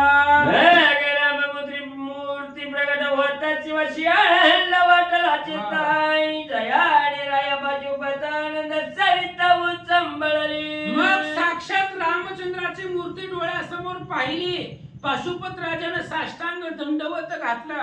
अगोदर अयोध्येमधल्या राम मूर्तीला घातलं होतं आणि आता तीच राम मूर्ती समोर आहे. राजानं रामचंद्राच्या पायावरती डोकं ठेवलं. महादेवजी तिथं आलेले होते. महादेवानं सुद्धा रामचंद्राची सगुण मूर्ती पाहिली आणि पाशुपत राजा आणि रामचंद्र, पाशुपत राजा आणि महादेव दोघांना आनंद वाटला. पाणी भावे मस्तक वपिले चरणी रामे प्रेमे धरुणी वक्षस्थानी मच्छिंद्रनाथ कवळीला. आणि मच्छिंद्रनाथाने सुद्धा भगवान श्रीरामचंद्राला पाहिलं आणि भावयुक्त अंतकरणापासून त्या असणाऱ्या रामचंद्राच्या चरणावरती डोकं ठेवलं. रामानं सुद्धा प्रेमानं दृढ अशा प्रकारचं आलिंगन मच्छिंद्रनाथांना दिलं. शुभतराव भाविक पूर्णत्वई वंदी श्रीरामचरणी राम त्या हृदय धरुण धन्य धान्य वंश म्हणत शाय. पाशुपत राजा ही भाविक आहे. रामचंद्राच्या नित्य दर्शनाला येत होता. अयोध्येमध्येच होता आणि अयोध्येतल्या राममूर्तीचं रोज दर्शन घेत होता. आपण नाही कधी भगवंताला जात, कधीतरी जातो वेळ मिळेल तसं, पण राजाचं तसं नाही. आधी रोज रामाचं दर्शन करायचं आणि पुन्हा आपलं कार्य करायचं. म्हणून भाविक होता, रामचंद्राचा भक्त होता आणि रामचंद्राच्या दर्शनानं आनंद वाटला. यावेळी मच्छिंद्र जोडणी जोडी आजनवृत्त हरितवली श्रीराम गुणाताई गौरवणी राम बोलत येरुत्तम महाराजा. यानंतर मच्छिंद्रनाथांनी भगवान श्री रामचंद्राला हात जोडले, नमस्कार केला आणि मच्छिंद्रनाथ भगवंताला बोलू लागले, भगवंता असंख्य हजार तुमची नावं या जगामध्ये प्रख्यात आहे.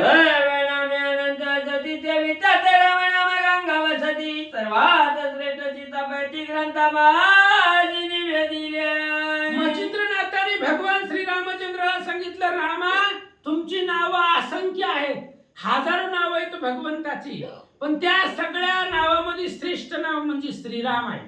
श्रीराम अक्षरासाठी पातके जळती कोट्यानु कोटी, तो नर सरता होय वैकुंठी, बैसे पाठी ब्रह्म याची राम नामातली ताकद आहे. म्हणून सगळ्या नावामध्ये राम नाम श्रेष्ठ आहे. मच्छिंद्रनाथ सांगतात,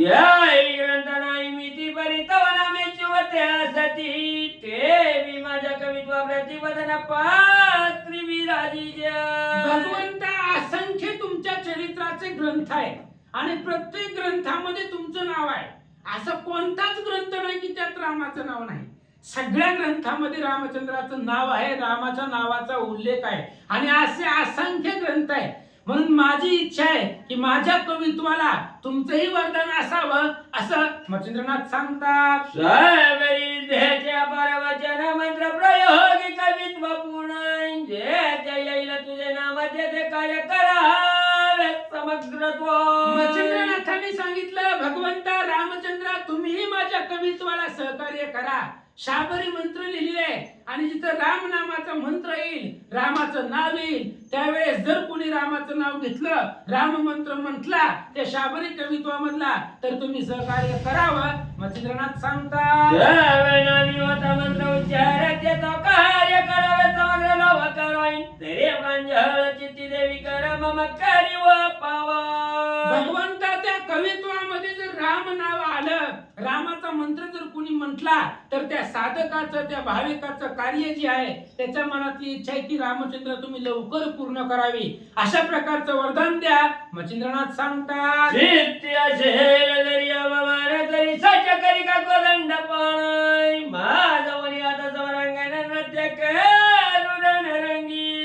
आणि त्यावेळेस मच्छिंद्रनाथाने सांगितलं, भगवंता शाबरी कवित्व केलेलं आहे, माझं मन जर चित्त निर्मळ असेल तर तुम्ही मदत करा, आणि जर माझ्या चित्तामध्ये विकल्प असतील, दोष असतील, तर माझ्या बरोबर युद्ध करा असं मच्छिंद्रनाथ सांगतात. श्रीराम म्हणे मच्छिंद्रायका तू तिन्ही देवाचा वरदायक, श्री दत्तात्रय प्रतापार्का अवतार तिघा देवांचा.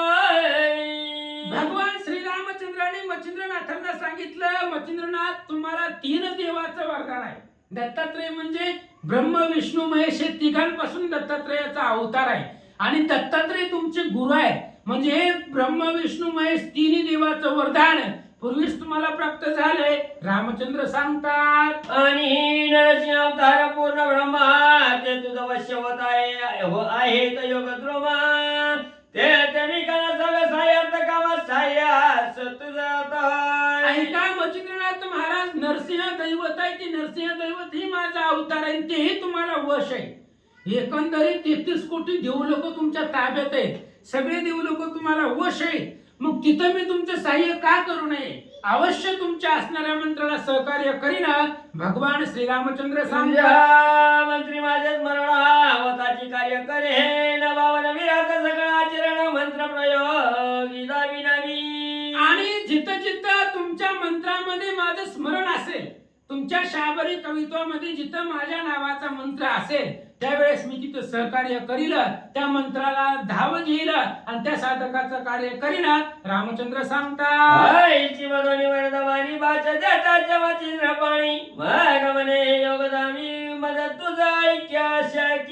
अशा पद्धतीने भगवान श्रीरामचंद्राने सांगितलं आणि रामांनी मच्छिंद्रनाथाला भाष दिलं, म्हणजे करतल भाष दिली, हातामध्ये हात घेऊन सांगितलं, तुमचं कार्य करील, तुम्ही आणि मी एकच आहोत, आपण दोघं वेगळं नाही. तर रामचंद्र सांगतात, श्री विष्णूचा अवतार जो कवी नारायण महात्वाई तस्मात तुझे शरीर ऐक्यत्वाशय लोकी. भगवान श्रीरामचंद्र सांगताय तुम्ही विष्णूचा अवतार आहे आणि तुम्ही सुद्धा विष्णूचाच अवतार आहे. कवी नारायण म्हणजे विष्णूचे अंश आहे, त्यामुळे तुमचं आणि आमचं ऐक्यत्व आहे. फक्त शरीर 2 आहे, नावं वेगळी आहेत. तो राम आहे ही मच्छिंद्र आहे, फक्त नावं वेगळी आहेत, पण दोघही एकच आहोत. रामचंद्र सांगतात आईचे बोलवणी कौशल्यात सुत धन्य मनवणी ग्रीव तो कविता यावरी बोले सावधानित्य वेग करिता पुरायण. रामचंद्राने सांगितलं मच्छिंद्रनाथांना, तुम्ही आम्ही एकच आहोत. दोन शरीर आहोत, दोन नावं आहेत, पण तुम्हीही विष्णूचे अवतार आहेत, मी पण विष्णूचा अवतार आहे, आपण दोघं एकच आहोत. असं रामचंद्र बोलले. रामाने सांगितलं सूर्याला सावध करा. एक मित्र वाचोनी धरणी झाली आषाढी रवाणी तरी योगींद्र जुगधामी पूर्वज मी रविका. भगवान श्रीरामचंद्राने सांगितलं मी पण सूर्यवंशातलाच आहे, आमचाही जन्म सूर्यवंशामधले आहे, या नात्यानं सूर्य हे आमचे पूर्वज झाले.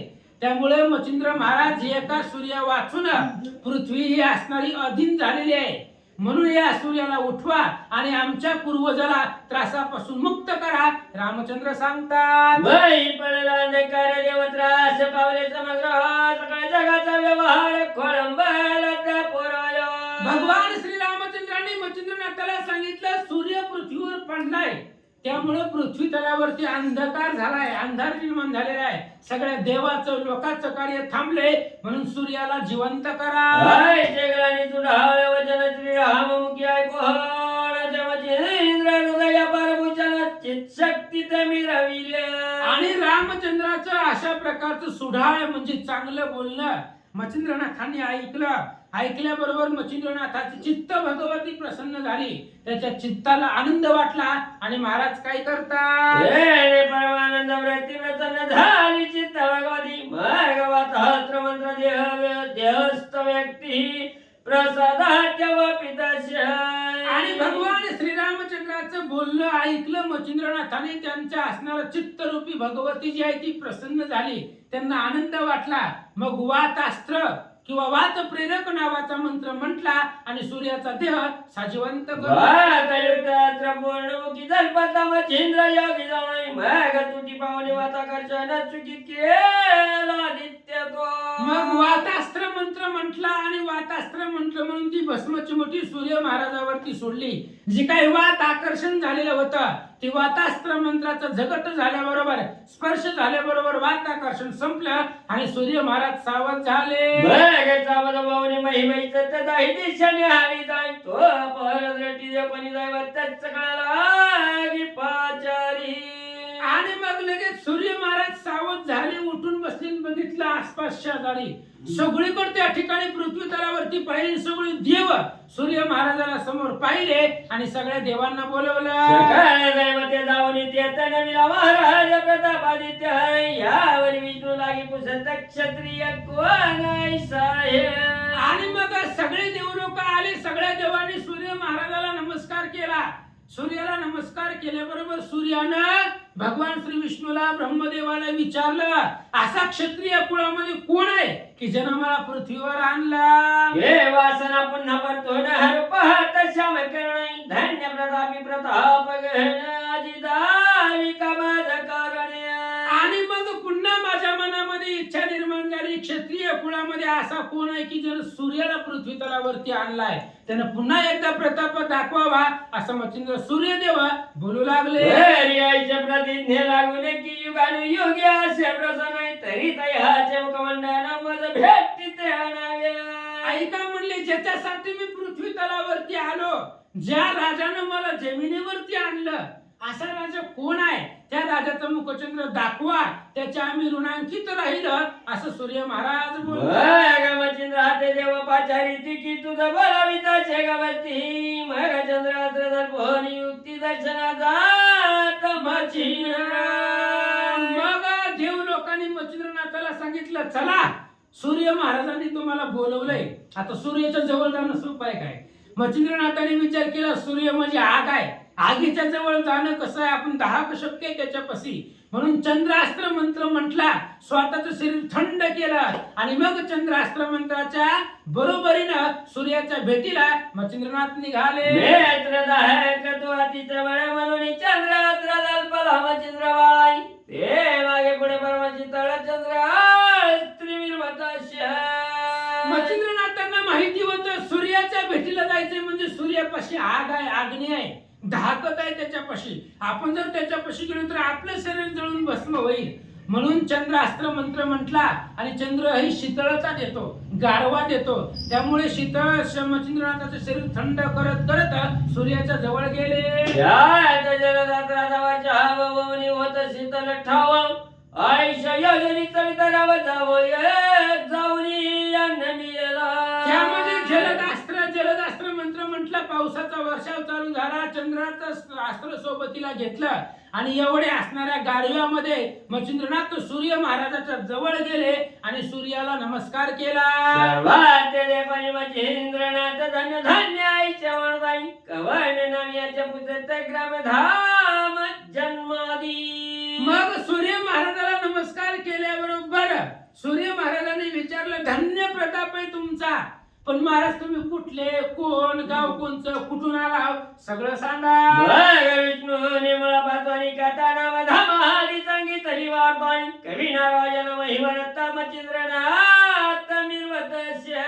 मग असा प्रश्न मच्छिंद्रनाथाला विचारला सूर्याने की तुम्ही कोण आहे, तुमचं नाव काय, तुमचं गाव काय, कुठून आला. त्यावेळेस भगवान श्री विष्णू सूर्य महाराजाला मच्छिंद्रनाथाच्या जन्माची कथा आणि हा कवी नारायणाचा अवतार आहे असं सांगितलं.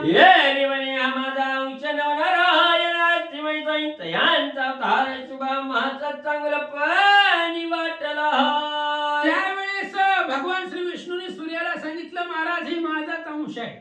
मच्छिंद्रनाथ आणि मी काही वेगळे नाही, ते असणारे माझाच अंश आहे, कवी नारायणाचा अवतार आहे. आणि असेच 9 नारायण जे पृथ्वी तलावरती पुढे होणार आहे ते सगळे माझेच अवतार आहेत, माझेच अंश आहेत भगवंत सांगतात. मच्छिंद्रनाथ कवन कमनी वेदरी वेदाई ते वदवदोनी वरदामृत प्राशन करी महाराजा. म्हणून भगवंताने सूर्याला सांगितलं, सूर्य महाराज मच्छिंद्रनाथाच्या मनामध्ये जी कामना आहे ती इच्छा आहे ती विचारा आणि विचारून ती इच्छा पूर्ण करा भगवंत सांगतात. युग गेले परी आयुष्य नाही केले धन्य तुझा व्रत हा पाच विपुल धन्य गुरु तुझा तो. आणि लगेच सूर्याने सांगितलं, महाराज कृतयुग गेलं, त्रेतायुग गेलं, द्वापारयुग गेलं, ही कलियुग आले.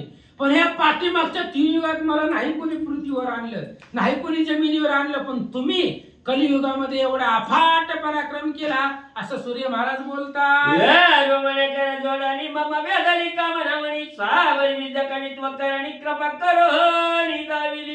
त्यावेळेस हात जोडले आणि हात जोडून सांगितलं की मी शाबरी कवित्व केलेलं आहे आणि त्या कवित्वाला तुमचं वरदान असावं असं मच्छिंद्रनाथ सांगतात.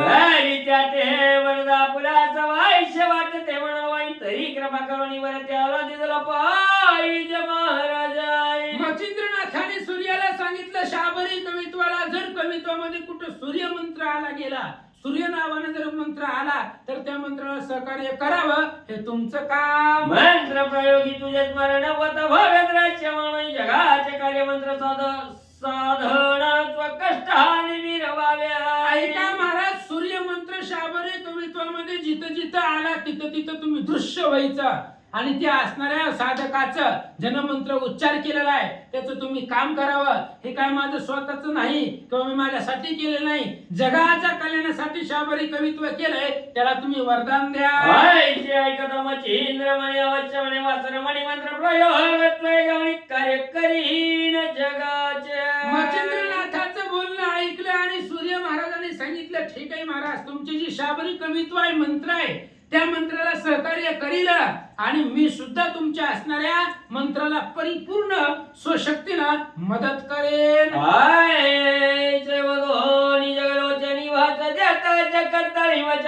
यावरी पशुपतराय बोलावोनी चरणावरी घातला. मग सूर्य महाराजांनी मच्छिंद्रनाथांना करतल भाषा दिली, हातामध्ये हात घेतला आणि शपथपूर्वक सांगितलं, तुमच्या शाबरी मंत्राला मी सहकार्य करीन. लगेच मच्छिंद्रनाथांनी पाशुपत राजाला बोलवलं आणि सूर्य महाराजाच्या चरणावरती राजाला डोकं ठेवलं. वंशी वीर्य प्रवाह वंश मालिक सगुण सर्वाई तोष्ट केला तर राव मच्छिंद्र मच्छिंद्रनाथाने सूर्यदेवाला सांगितलं, ही पाशुपत राजा तुमच्या वंशातला आहे म्हणून याला आशीर्वाद द्या असं सांगतात. वंश मालिकाची घोरतन तोष्ट झाला सविता नारायण मग आपला चिंतकर विषय वाद चक्र आव्हानी. मच्छिंद्रनाथाने सांगितलं ही पशुपत राजा सूर्यवंशामधला आहे, त्याला असणारा आशीर्वाद द्या, ह्याच्यावरती लक्ष राहू द्या. वंशाची मालिका सांगितली, आनंद वाटला. मग आपला रथ बोलवला आणि वाऱ्याच्या आधारानं पुढे निघाले. इकडे सकळ देह व विमान यांनी गेले सर्व आपला पूर्व पाहते झाले ते वेळा. इकडे सगळे देव जे विमानामधून आलेले होते ते आपापल्या विमानामध्ये बसले आणि विमानामध्ये बसून आपापल्या स्वर्गाला निघून गेले. इकडे मच्छिंद्रनाथ कृपया वनवणे पाशुपत निघता झाला करुणी तीर्थ राममूर्ती वंदोनिया. इकडे पाशुपत राजा ते असणाऱ्या मच्छिंद्रनाथाने पाशुपत राजाला पुन्हा भेटले. त्यांना त्या असणाऱ्या ठिकाणी रामाच्या मूर्तीला नमस्कार केला आणि मच्छिंद्रनाथ निघाले. आता पुढील अध्याय कथन चंद्रगिरी पाहिलं ग्राम ते गौरातून गोरक्ष काढून पुन्हा तीर्थ करिले की. आता पुढच्या अध्यायामध्ये याच्या आधी 12 वर्षापूर्वी या चंद्रगिरी गावामध्ये आलेले होते मच्छिंद्रनाथ आणि तिथं सर्वोपदया नावाचा ब्राह्मण त्याची पत्नी सरस्वती. त्या सरस्वतीला सूर्यमंत्राने विभूती मंत्र दिला होता, पण तिने ती गायीच्या शेणामध्ये उकिरड्यावरती टाकून दिलेला होता. त्याच उकिरड्यामधून गोरक्षनाथाचा जन्म होईल आणि गोरक्षनाथाला घेऊन पुन्हा तीर्थयात्रेला जातील. हरिवंशी दुंडी श्रीहरीचा चरण हंगत आहे. पुढील अध्याय उत्तम कथेत निवेदिल तृतीयांशी. ग्रंथकर्ते सांगतात नरहरी वंशामधली धोंडीचे सूत मालू भगवंताचे शरणांगत आहेत. आता पुढच्या अध्यायामध्ये गोरक्षनाथांचा जन्म होणार आहे आणि ती असणारी गोरक्षनाथांची जन्मकथा आणि मच्छिंद्रासोबतची त्यांची तीर्थयात्रा. अतिशय सुंदर कथा, लक्षपूर्वक ऐका. भक्ती कथा चौरसमंत गोर क्षत्रव्यक्तिमय आकार सदा परितोत भाविक चतुराष्टवाध्याय गोर श्रीकृष्णार्पणमस्तु शुभं भवतु. पुंडलिका वरदे हरि विठ्ठल श्री ज्ञानदेव तुकाराम पंढरीनाथ भगवान की जय. नवनाथ महाराज की जय. कपिवर्य महाराज हनुमान की जय. हर हर महा